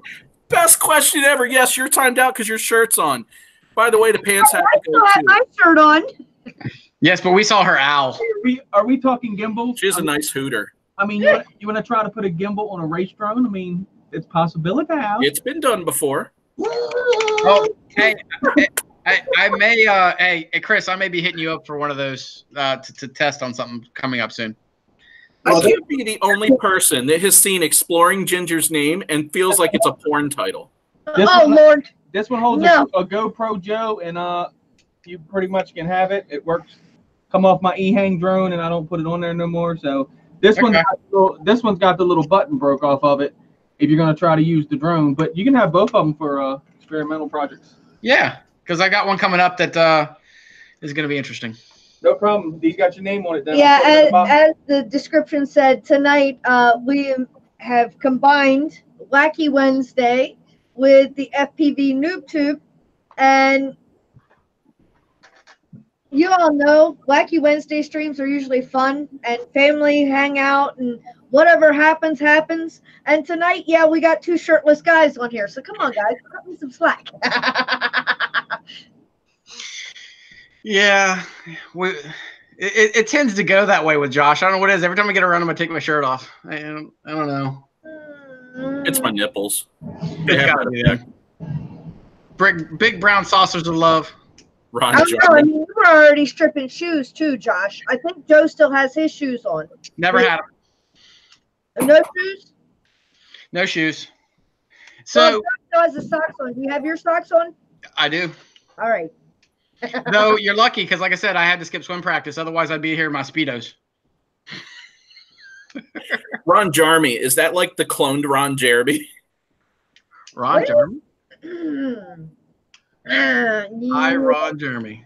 I'm confused by that. Pizza nibs. Exploring Ginger is talking about Ron Jeremy. Yes. I'm sorry. Like, as I read that in my head, you're a hot woman. and you fill in the rest. You gotta love my brothers. They're all about having fun, and that's what it's all about on Wacky Wednesday. You know. Oh yeah. Yeah. Oh, you want to see my Speedos? Well, I mean, Joe's just kind of like leading me on now. You know, if he had swim practice, he'd be here in his Speedos, and I mean, as we're aware, putting the carrot in front of the bunny and then taking it away. As you're aware, Joe has the body for the Speedos. He really is aerodynamic. Not anymore. I sound like a big flag flapping in the wind. Now, Joe, here's the question. When you got the Speedos on, do you put the bike helmet on? So, okay, so funny story. Only on his bike helmet hanger. So, hold on. Funny story. There's bets that go on every year in Ironman. When you do an Ironman event, you know, swim, bike, run. When you're swimming for a mile or more, your brain checks out. And nice, Josh. Love it. So here's the problem. You're going for a very high heart rate, and then all of a sudden you're getting out of the water and you have to run to your bike. People's brains shut down, number one. And the same thing going from the bike to the run. So there's two bets that go on. One, who will pass out in transition. So when they're trying to take their wetsuit off, they'll bend over and they literally pass out and land on their face. That's one bet. The number of people that do that. And the second bet is between the bike, because you jump off, you swim, then you go and you do your bike. And if you're doing a full Ironman, it's 112 miles on the bike. You come back, you change clothes, and you go to get your run stuff on. So you go to run 26 miles. And then there's a second bet as to how many people run out of transition with their bicycle helmet still on. So you will see people literally leave the transition area because their swimsuits or their swimsuit is the same thing as their bike shorts. So they literally will go hauling ass out of the transition area with a set of sunglasses on, a bike helmet, and running shoes and a Speedo. And we take a tally, and there's a bet that goes on every year as to how many bike helmet runners we're going to have and how many people pass out and land on their face. So now, wait, here's the epic question. Yes. Joe? Yes. Have you done it? How many times? I have almost passed out once, and I've never run out with my helmet because I have my transition set up down pat, so I know exactly what's going on. But the problem is when you go from let's say your heart rate's about 170 beats per minute. If you ever get your heart rate really, really high, bend over at your waist and try and tie your shoes in. Warn you, you will probably do a face plant, but it happens. You know, it's just part of I broke my badge. I guess I'm not going to work tomorrow. Darn it. I'd make it 3/4 of a mile, pass out, and shit myself. I would YouTube that. That would be Joe's first video. Yeah, right. And there he goes. Okay, wait, hold on. So I was just about to say exploding ginger, but is exploring ginger male or female? Exploding ginger. I like that better than exploring ginger. I agree. It's another porn title, but it's true. Is exploding ginger male or female? Tonight. This is so Chuck much is fun. missing it all. I'm telling you, Chuck is seriously missing out. Oh, Lord. It must be something pretty serious, so I'll check on him in a little bit. What's that smell? Oh, I shit myself. So, Jim, the shitting myself is a defense mechanism against any possible marathon rape. Wow, I got nothing. Unless you're that guy. Here's one for you. Exploring Ginger said sometimes male, sometimes female. Hey, it's like the what was it? There was a joke I read the other day, and it was a guy asking his what was it? Yeah, the guy asking his girlfriend, "How do you feel about having anal sex on the beach?"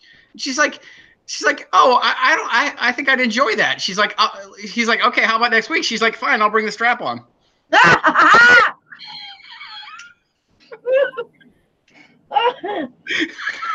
What goes around comes around. He did not specify. He asked for it, but he did not. This is true. Be very careful about the question. The topic alone does not imply whether you are giving or receiving. No, he said, "How do you feel about it?" Yep. I mean, come on, you have to be specific on these type of things. Very true. Flirting stuff out there like that, you just have to be specific. Yeah. And on that day, careful on your questions. Just remember, they're teaching me a lot. And on that day, his name was Peg. Exactly, right? Or is it Peggy? I don't know. Oh well. Wow, that degraded quickly. Dirty old man Josh. Oh Lord! You can count on me to always swing the door in that direction. Wait, what? Wait, Exploding Ginger said that it said like the clap on. Like the clap on. Wait, that could be silly bad. You are now Exploding Ginger. Sorry, Exploding Ginger. You are now Exploding Ginger.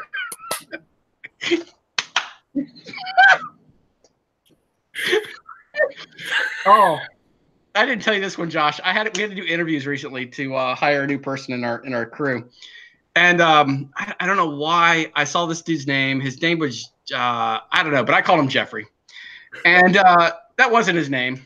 And we're doing a pre-interview thing with one of my coworkers. We're sitting like looking over his resume, blah blah blah. And I'm like, yeah, this Jeffrey guy's. And she's like, who the hell is Jeffrey? I'm like, this guy right here. That doesn't say Jeffrey. It says like George. I'm like, oh, okay, his name's Jeffrey. So for the entire interview, I did nothing but call him Jeffrey. And he like corrected me every time. And I still to this day can't remember what his name is. So I looked, he's like, all right, Jeffrey, well, we'll be, he's like, it's George, or I think it was George. Jeff. No, it was George. And I was like, he's like, my name's George. And I'm like, okay, Jeffrey, it's cool. We'll be in contact with you. He's like, as I'm leaving, he's like, you know, my name is George, right? I'm like, yeah, I got it, Jeffrey, calm down. And as I'm walking out the door, my coworker's like, oh my God. And that poor guy's probably sitting there thinking, and there is no way in hell I'm ever going to get a call back. See, the funny part is part of me is like, I recognize the guy's face. If I saw him again, I'd be like, hey, Jeffrey, we called you. How come you didn't answer the phone? What are you doing? Are you sexting? Stop sexting. Are you jealous he's not sexting you? Yes, very much so. He So, is in. What are you doing? Yeah, Well, I'm loving that face. yeah, that's a good face. I like that one. But I'm loving that face. He is double timing it. He's watching the Pornhub thing. That's hilarious. Incoming. What are you doing? Incoming. Incoming? Oh no. Let me guess, Chuck. Oh, incoming. Uh-oh. There you go. Have fun with that one. Thank you, Jim. What? Golly day. Yeah, hold on one second. I'm gonna have to. You guys, it is such a shame we can't just share some of this stuff with you in fear of having Crystal's channel closed down. Hold on, wait. Yeah, so. But keep watching because it gets worse. She comes walking in, that thing's just. Oh, that's what I'm watching. And then he about chokes on his fucking banana. Look, now everybody's like, I don't know what's happening, but send it to me. No. Oh my God, Jim, I love it. Some of the stuff that shows up in there, I'm like, especially if I'm at work. I swear to God, if I'm at work, I will walk out of the room and go find someplace else to hide so I can watch or listen to some of this stuff. And I'm like, oh my God. And then I, like the other night, Frank just like blew my mind. I was like, say, what? And I was cracking up. And Chris is like, what are you laughing about? And I'm like, you didn't see what he said? And he's like, well, that's a little different. And I'm like, oh, yeah. Oh, come on, Joe. Why'd you have to mute? I'm sure that laugh was just like absolutely contagious. I saw you over there cracking up. Whoa. Oh, that's definitely not YouTube material. No, not at all. You should totally share the link in chat. Oh, Oh, God. they can't kick me off. I don't have a YouTube channel. Hold on. Hey, now. Look. No, I won't do that. I won't do that. Oh, by the way, does anyone here, Josh, I sent you the link the other day. Did you watch that one? You know what? Let me see. The Bro Science Life link? Yes. Okay. If you like watching really, really stupid people, don't get me wrong. I like the guy, Don Mazzetti. He has a channel. He's got like 2.2 million viewers. He does this like New Jersey meathead sort of weightlifting thing. Go check out his stuff. God, my buddy almost crashed his truck while we were driving because he was just listening to some of his stuff. It's bad. It pretty is. So it pretty is. I don't know the guy, but I saw his stuff and it was like what Josh sent me right now. I probably would have had a problem driving and watching that. Right? About the time she came prancing in that room and that thing was just yeah. Oh, you sent it to her? Oh yeah. I sent it to everybody. Yeah, okay. Oh, no. See, Joe, what you didn't realize is that was actually posted in the group that I created. So nice. Yeah, it was like, yeah, buddy. Okay. Sopping wet. Anything from me. Hold on, because we got people in the chat that are going, "What the hell are you watching?" Right? Is there a way? I mean, is there a way that we could tell people what to search for to find that we're not going to actually get Ginger like demonetized or whatever the hell the term is? Tammy, it's Jude, not Goo, for the last time. What you want? So the girlfriend's birthday is coming up, and I literally have no idea what we got. The idea is. Okay, yeah, I can sort something out. I'll send it. Oh, here it comes. Jennifer, I got your package here for your birthday. You wrapped it and everything? Yes, it did. What is this, babe? What did you get me? Baby, we're going to do this one tonight. Oh my God, baby. Come on. Oh, dear God. Josh, your screen's going dark. Josh, unmute. Unmute. Button. Unmute, Josh. Unmute. I can't hear you. So, Ginger, you should, or sorry, Crystal, you should probably make him the primary screen so we can hear what we're saying. Josh, you're muted. You're killing me, dude. I hit the wrong button. I went to present him and muted him instead. So now he has to unmute, or we can't unmute him. Unmute yourself. No, Josh. Wait a minute. Let's text him. He can't unmute, I think. What? He says he can't unmute. Thumbs up. No. Muted. Unmute. You're muted, dude. You're killing me. I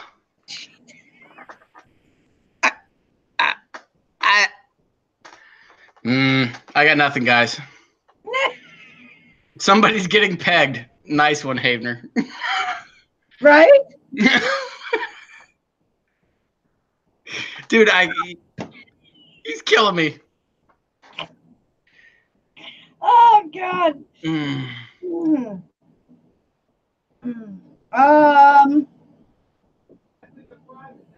My fault.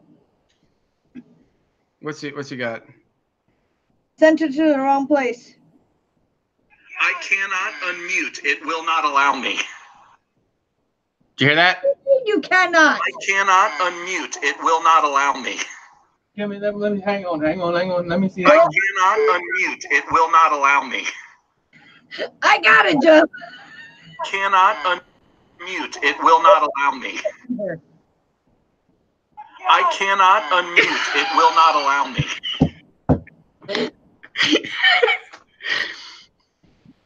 We broke Josh. We broke Josh. We have officially broken do Josh. it on my side. He has to do it on his side. He's like, Wow. You know what, Crystal? If you can figure out how this to work, you could sell this to my wife, this feature right here. What? How to Get me mute to shut up? No, get me to shut up and not be able to undo it. She would pay you. Oh, God. Josh, if you can hear us, there should be a microphone on your page Up somewhere. at the top. Or Up at at the top. Up here? or at the bottom. Here? Maybe here? Could it be here?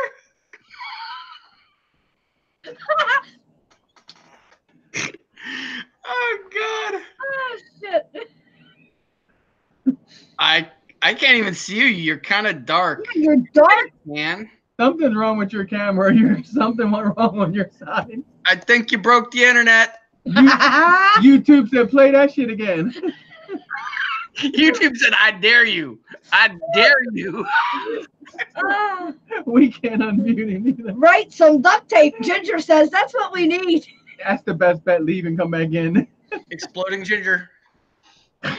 Still explode. I'm sorry, Ginger. Exploding Ginger. Oh, Ginger's like, this is an insane group. And poor Harv is like, what the hell did I walk into? Guys, no, pick the gifts. Don't let your friends pick Look, them. here he comes. Yeah, I could not unmute myself. I kept clicking it, but it would not unmute. Something happened because your camera was Your all whole dimmed camera out. went dark.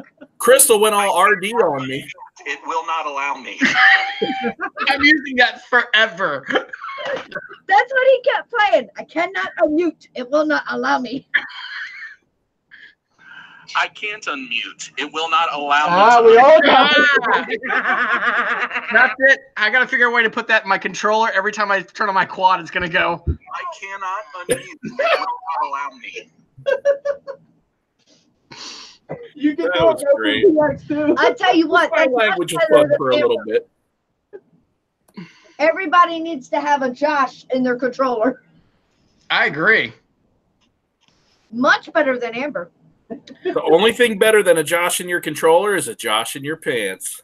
I can attest to this. Look at Joe. I agree. I agree. I agree.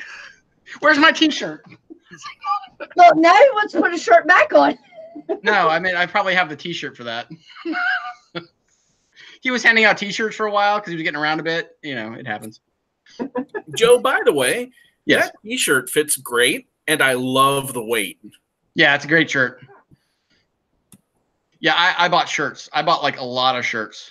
I'm going to be wearing that shirt on other videos. Be like, Joe's Bike Shop. Yeah, exactly. Buy shit. Check him out. Tell him Josh sent you. Oh, she's apparently no. Why is Exploding Ginger talking about the alarm clock? She said my kind of group. Oh, okay. But what's that got to do with an alarm clock? Tick, tick, tick, tick, tick, tick, tick. Explosions. You're the one who nicknamed her Exploding Ginger. Yes, I did. Hey, she may have some talents you don't know about. I'm just saying. I mean. True. Yeah. No, wait. Josh, did we just get you speechless? I saw that. Never happened. I was thinking about Ginger making me explode. Go Ginger. Go Ginger. Go Ginger. Ginger might be married or 13, so you got to be careful with either one of those. Or a 400-pound man named Chuck. Are you playing Ginger? Oh, man, this is too much fun. Wait, does Ginger have a Look at soul? Bob. He's like, what the hell? Oh, Bob, honey, you missed it. They done gone crazy. I'm telling you. Nobody has clothes on. There's dildos and... It is Wacky Wednesday overload. What? Someone's challenging someone to a push-up contest? 817 LDS, welcome. Or is that supposed to be LSD? And that's why he's trying to do push-ups during a quad video. No, that is 817 as in Latter-day Saints, my dear. Now we must Oh, finish that's this. definitely not LSD then. Oh my God, baby! Come on! Come on!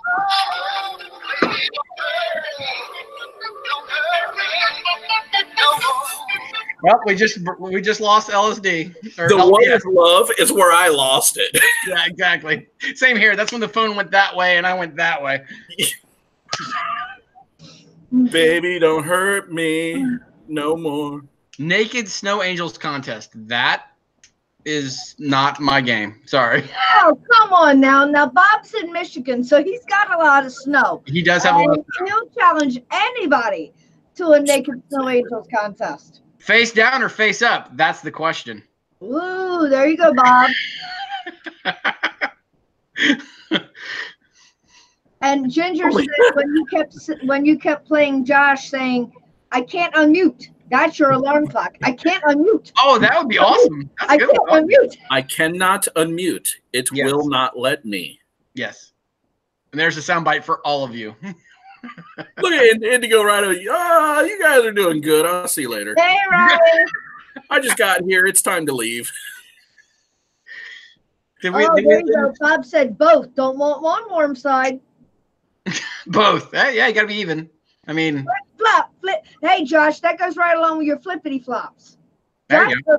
Bob's out there doing snow angels flippity flopping, and you're flying drones flippity flopping. Yes, I could do the JW flapjack through the snow.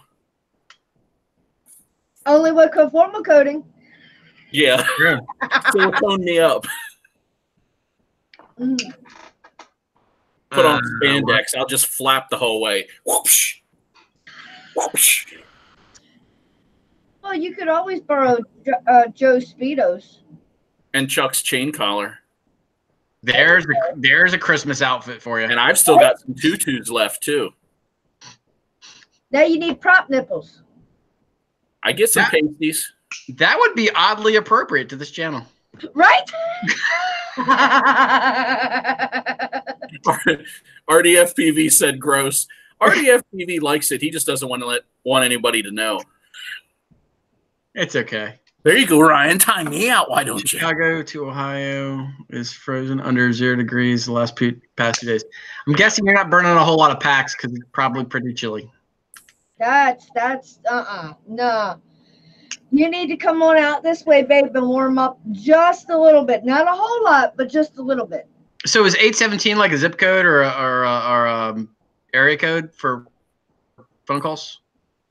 I'm a little confused by that. He explained it once before. Okay. Not in this stream, but the LDS is for the Latter-day Saints, and I don't remember if the 817 was a area code or if it was something else to do with the Latter-day Saints. Okay. Help me out. Yes, area. Yes. Okay. See? Okay. Hey. No, because we were on that the last week. We had a couple people that were talking area codes, and I just went, so.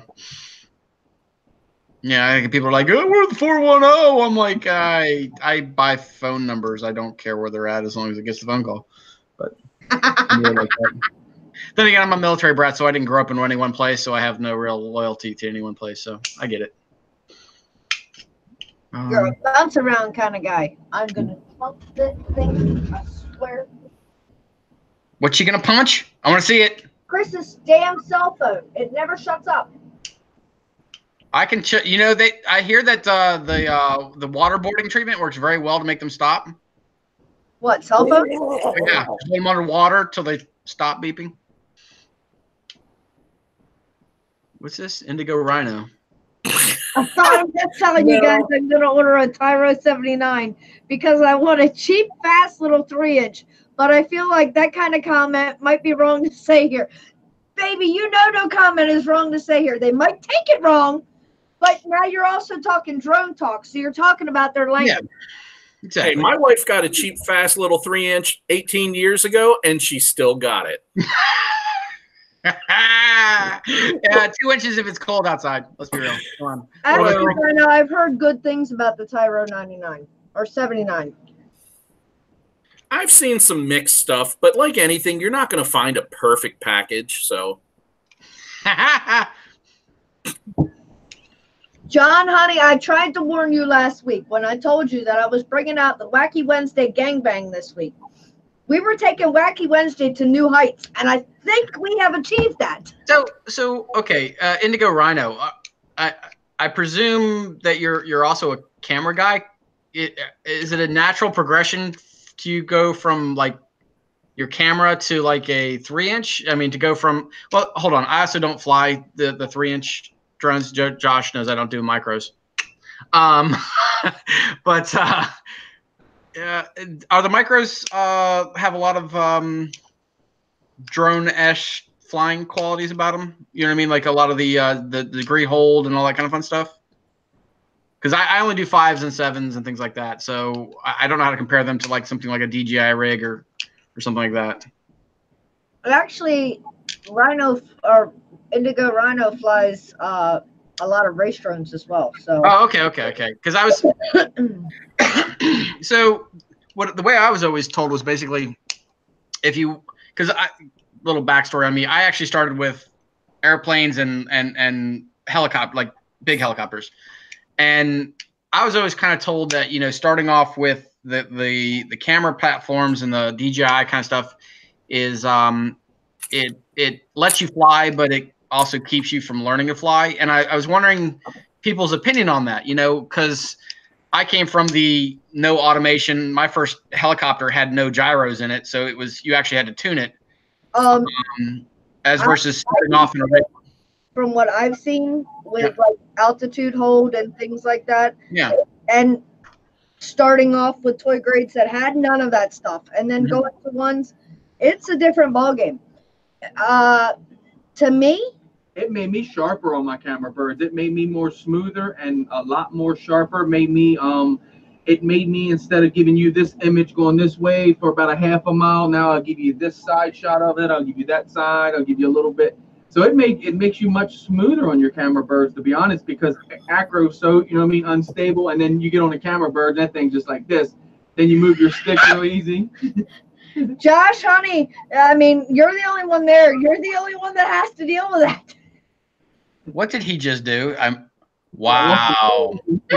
Walk away. Wow. He's getting the waft of his own sauce there. Damn. Indigo Rhino said, I didn't start with DJI, but I found my way there. It wasn't too long after that I wanted to fly acro. Okay. All right.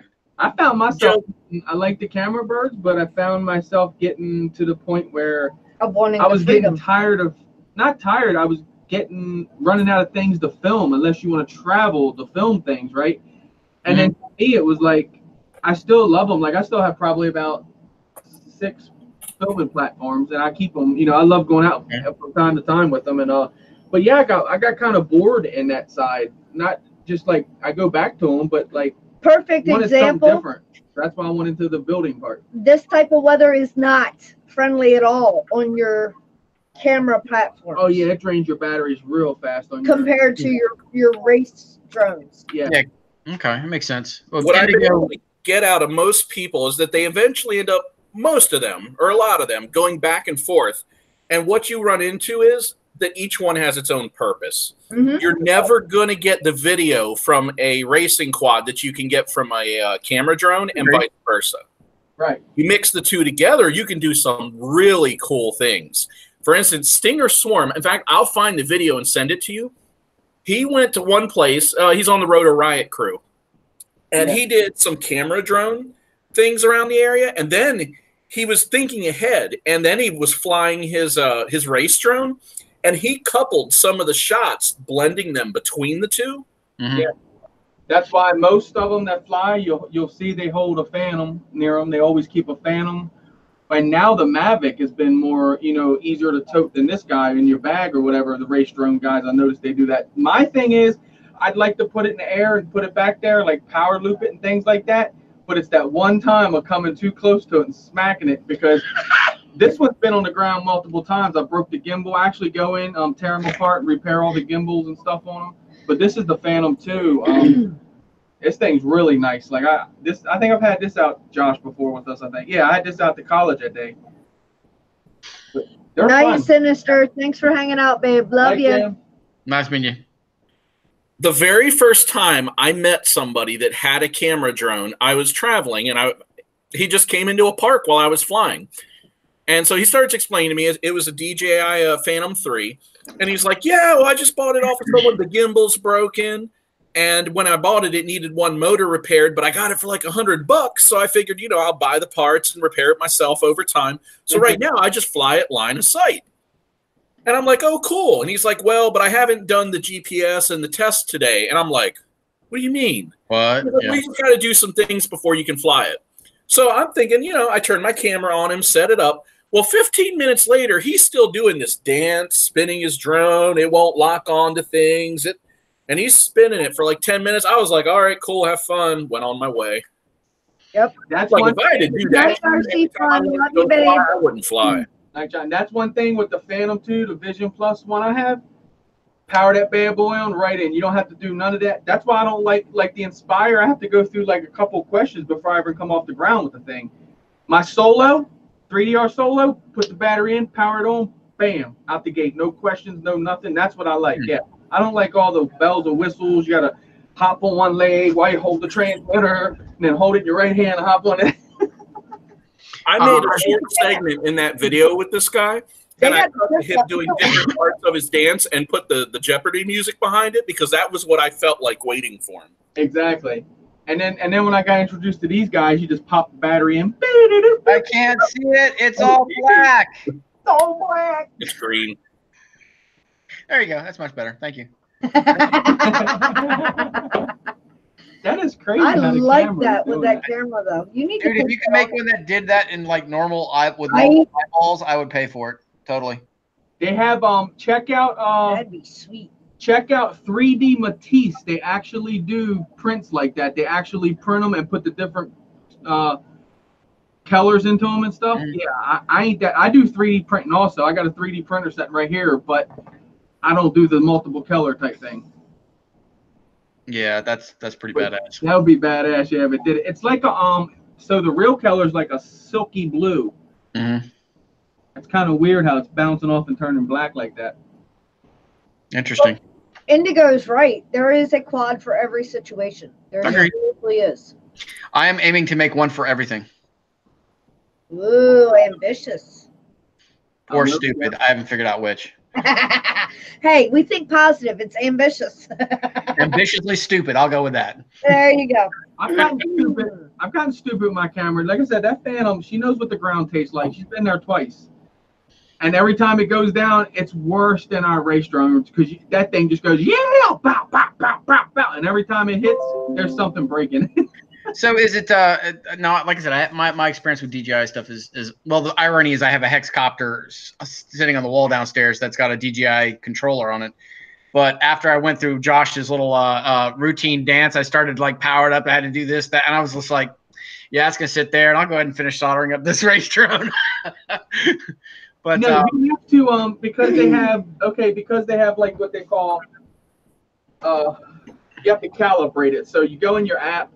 And basically, the app's pretty quick. Like, the app literally gets you pick up the drone, turn the drone. Basically, instead of getting in your hands and turning like this and doing all this, I'll grab the drone like this, and I'll just turn like this. That way, the drone stands straight up in upright position. And then your second point is like this, and then turn. And then that's basically like a two-step process really quick. You don't have to calibrate every time. If you want, like if I calibrate in the field and then fly up with Josh and them, like I'll run, I won't even calibrate. Josh is seeing, I'll plug this thing right in, power it right up, right off the ground. No issues, no nothing.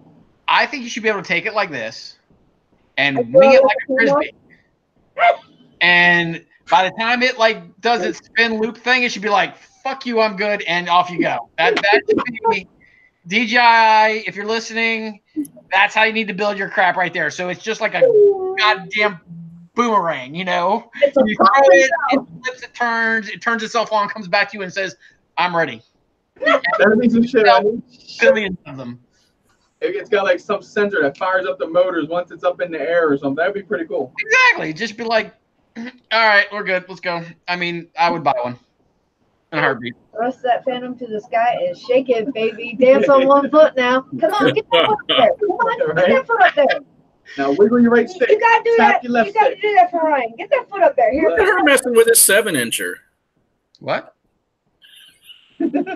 She was doing something with his leg, but That that wasn't his angle leg. looked great. We call him tripod. Shh. You just see him lean with it. Walk with it. Lean with it. He did the Michael Jackson trick, but they had to blur out everything below the waist. I got a DJI the F330 flame wheel. That's up back here in the corner, and then I got the F450 frame flame wheel out here. They're the ones that do GPS and all, like the race birds and all that. That's my hex is 440. Was it the 400 or whatever it is? Yeah, 450, F450. Yeah. That was version 3.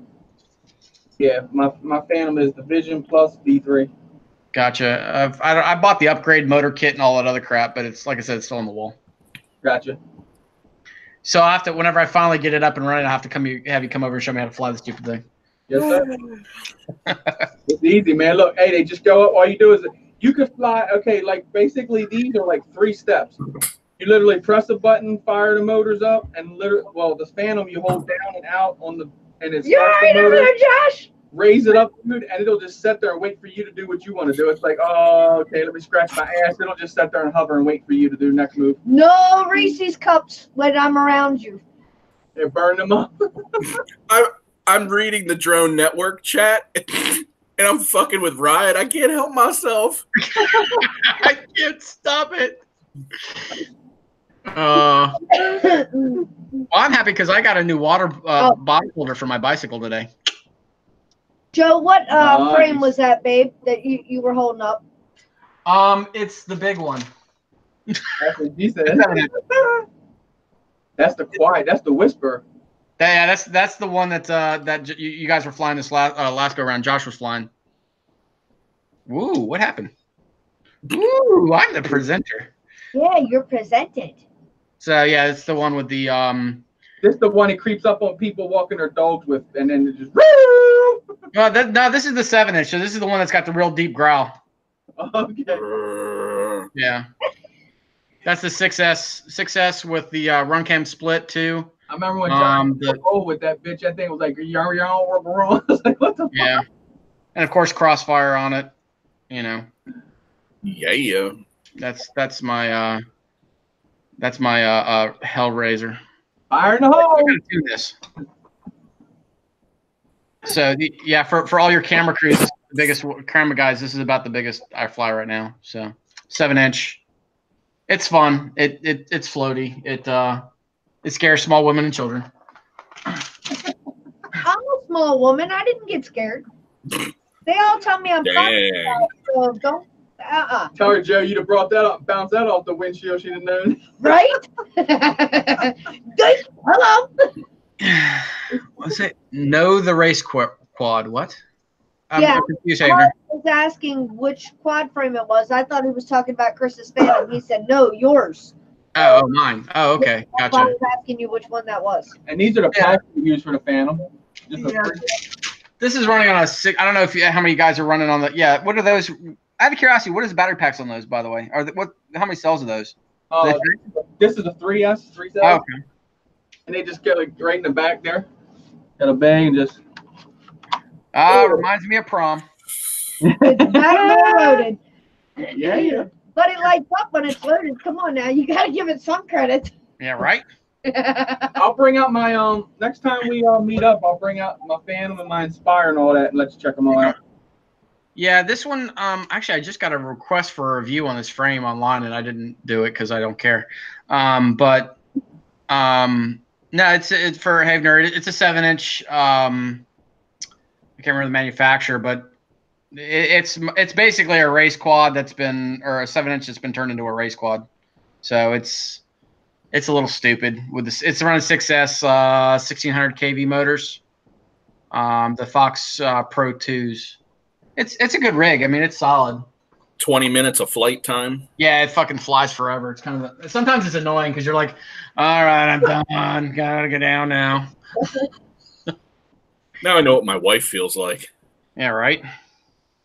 If only. She told you? I told you to bring the boots, babe. I told you to bring the boots. The boobs? Boots. Boots. I heard boobs. I got boobs. Me too. We all got boobs, period. Okay, there is no getting away from having boobs. Some are bigger, some are fluffier, some are stiffer, some are fake. Ah, fake boobs. If you pay for them, they're real. Yeah, exactly. They are. You can touch them. They exist. They're tangible.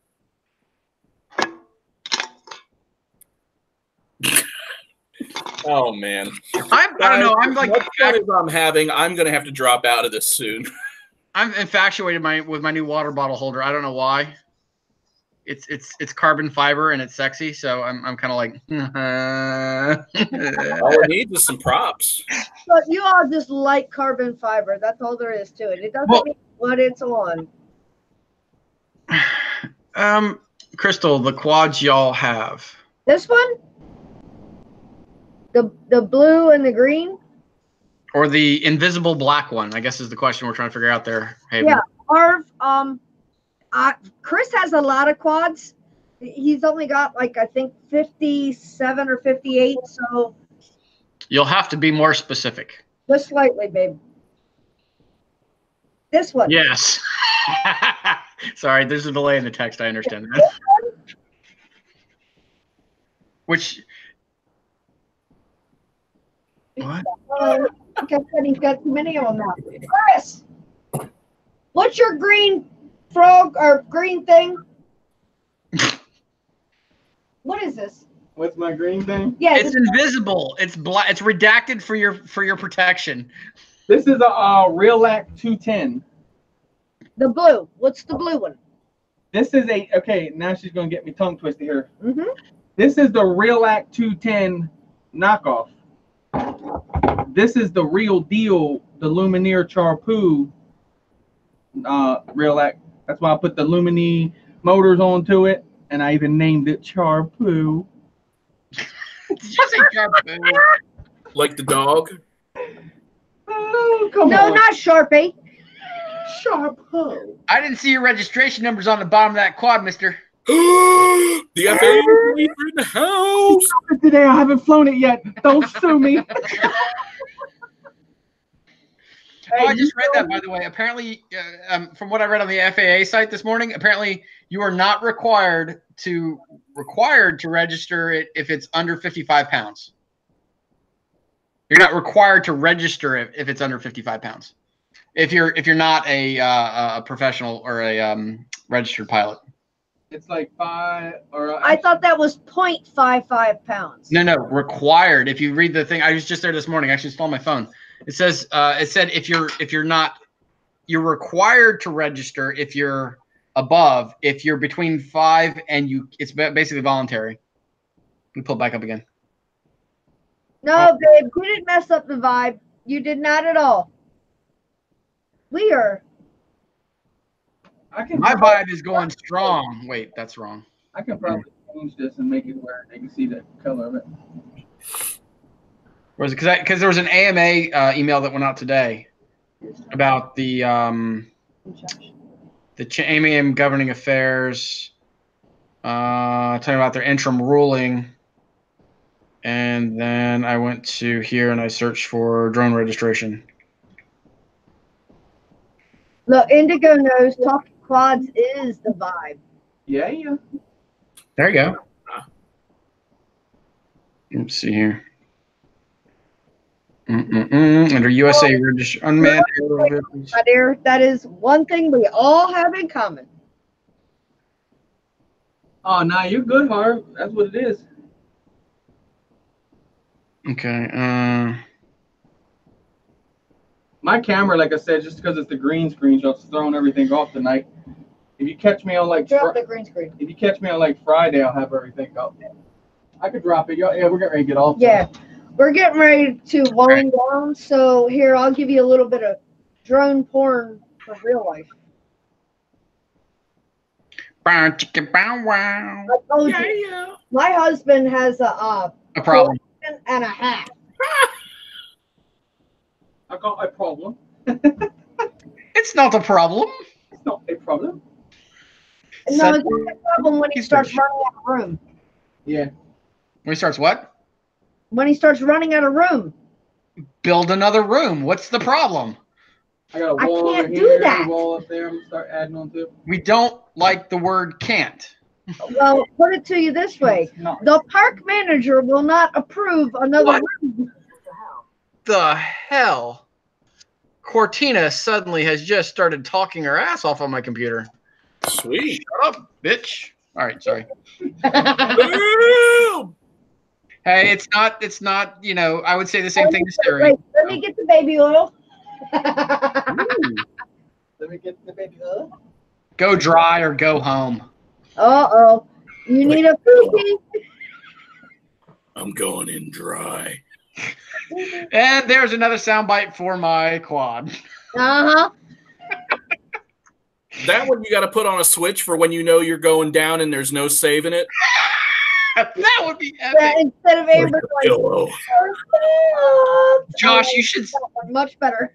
Josh, you need to add that into anytime you do a video where you crash. That should be the lead up right before the shit goes south and be like, I'm going in dry. Oh boy. Oh God, that's gold. Uh, Love It'll be epic. Yes. Oh, it'll be something. Somebody be well. Man. Next race video, while we're racing each other around, that has got to be the soundbite right before somebody ran somebody else. Just saying. I'm buying parts. I'm going in dry. Buying parts. I'm going in dry. It'd be open season on that wing, man. All right, hey, that's good. You know why? Because I had it in handicap mode last time. I'm gonna put a 50-45 on it and run some 4S, so y'all better be ready. Do it. We won't catch it in a straight line, but you got to turn eventually. I was having a hard time flying slow enough to not overtake you. And then you were, I think, playing with your throttle too, like kind of speeding up and slowing down. I was like, boy, just get on the throttle. I want to follow you. Yeah, but once he got going in, boy. once he got going in a straight line, though, it was he would pull on you, and it was like, oh, you're trying to catch up because you'd run out of camera angle. Yeah. Oh, by the way, Chris, I meant to say it whenever I was on the video earlier, but I actually wasn't on the video. I was just watching. When you do go to start, have them drop your camera angle. Drop it to almost to horizon. That alone will slow you down enough to give you reaction time to get used to the feel. If you jump on one of those ones with 30-degree angle, that's when you're going to run into the problems. Oh, yeah. Well, I've been messing around with some of the simulators to attempt to get used to this. Yes. And the problem was, he hands me his sticks the way he's got it set up, and I'm like, what the hell is this shit? Yeah. But I gotta say, and Sinister was on there that night watching, and Chris was watching. I was able to fly upside down and backwards, so I might not be that bad. I got it ready, Josh. Just need a good day. Got the throw on her. What you drop the angle? What you drop the camera angle to? On what? The one you're flying? Yeah. I zeroed her out. Okay, yeah, that's perfect. Because that's what people get this, you know, they see in the horizon, they'll auto try and put themselves to horizon. So you get somebody that's at like 30 degrees, they're like, I got to be like this. And now all of a sudden the decision-making process becomes too quick for them to well, that's what I've been saying. So now when I've been flying, I've just been cranking my camera angle up to the freaking heavens. And I mean, my drone just constantly stays on the move, and I'm loving it. It feels like I get more flow that way. That's what I did with the green machine the other day. I cranked that camera. It's probably pushing almost 40 degrees. I don't think I ever went under 30 mile an hour. Although I do remember Josh said he will be present when I first try it out. He may have a helmet on, but he'll be present. We're definitely hey, and when she tries it out, we're gonna be over winter place, right? And no, there's too many obstacles over there. We're gonna go inside the bat cage. We're gonna get inside where the dugout because she's only got a little door to make it through. We're safer that way.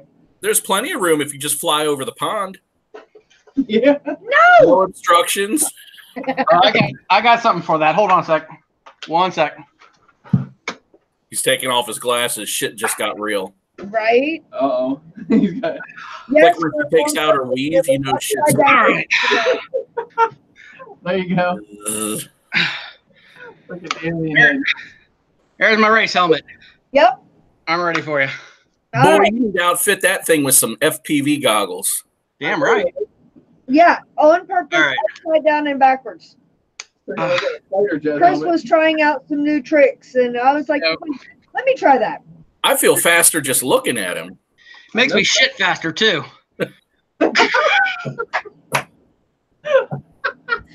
Just It only freaks my wife out when I wear it during sex. I bet. I bet. Look at me in the eyes. Bzzz. Exactly. Honey, you know how Wacky Wednesday goes. So here's the irony of this. The helmet is actually named the Wasp. For obvious reasons. Yeah, don't arch your back. Well, you're supposed to. Hey, don't walk behind this guy. You know, it's how it works.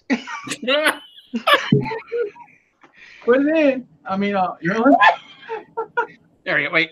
Oh, there we go. Oh my God. Yes. So I will be wearing this on Crystal's debut for my protection. Wow. I got a wagger. Oh my God. Oh, Lord. Oh, man. Oh, Lord. God damn, that thing was like a T-Rex up in there. That's because you put that What, short little arms just hanging on for life? Yeah, right? Wagging away, trying to eat my brain. like, let me out before he goes home on an hour Oh, on a bike. Jesus God. Yep, got it. All right. Where were we? That's a wicked ass. You know, dildos, animal sex, flatulence. I draw a line at the bike helmet. Hey Joe, all you need is a wingsuit now. We'll take you off a cliff. Hold on. I'd chase that bird dollar. He's got something over.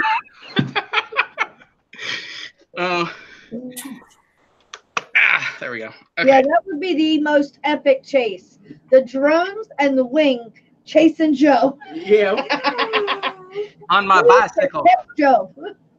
And people always wonder why I get weird looks at work. Ow, those fuckers hurt though. Ah, take your ear off. Right? Notice his helmet is secured firmly. Well, Yeah, he said he's going to wear that on my debut of the It's the flying Sperminator. thing, so it's for his protection. Yes. Trust me, I am a firm believer in helmets. They have saved my life repeatedly. Yeah, I saw his bike frames hanging on the wall. Oh, all right, cool. Yep. Wow. Ooh, That really hurt. that helmet could get serious penetration. Grab by the horn. Yeah. Chris went there. You knew it. You knew somebody was thinking it, and Chris put it into action and words. Hey. Tony never lets me down. Our shots of Ryan's like, okay, shit got weird. Like, where have you been all night? Yeah, right. All right, guys. Yeah, I'm I gotta calling go. it. I think I took off an ear. No, babe, they're still there. Well, guys, it is 11:22. I'm gonna go ahead and wind down. I know that my guys are all getting tired. Thank you both so much for hanging out with me. Thank you for having us. Thank you very No much. problem, babe.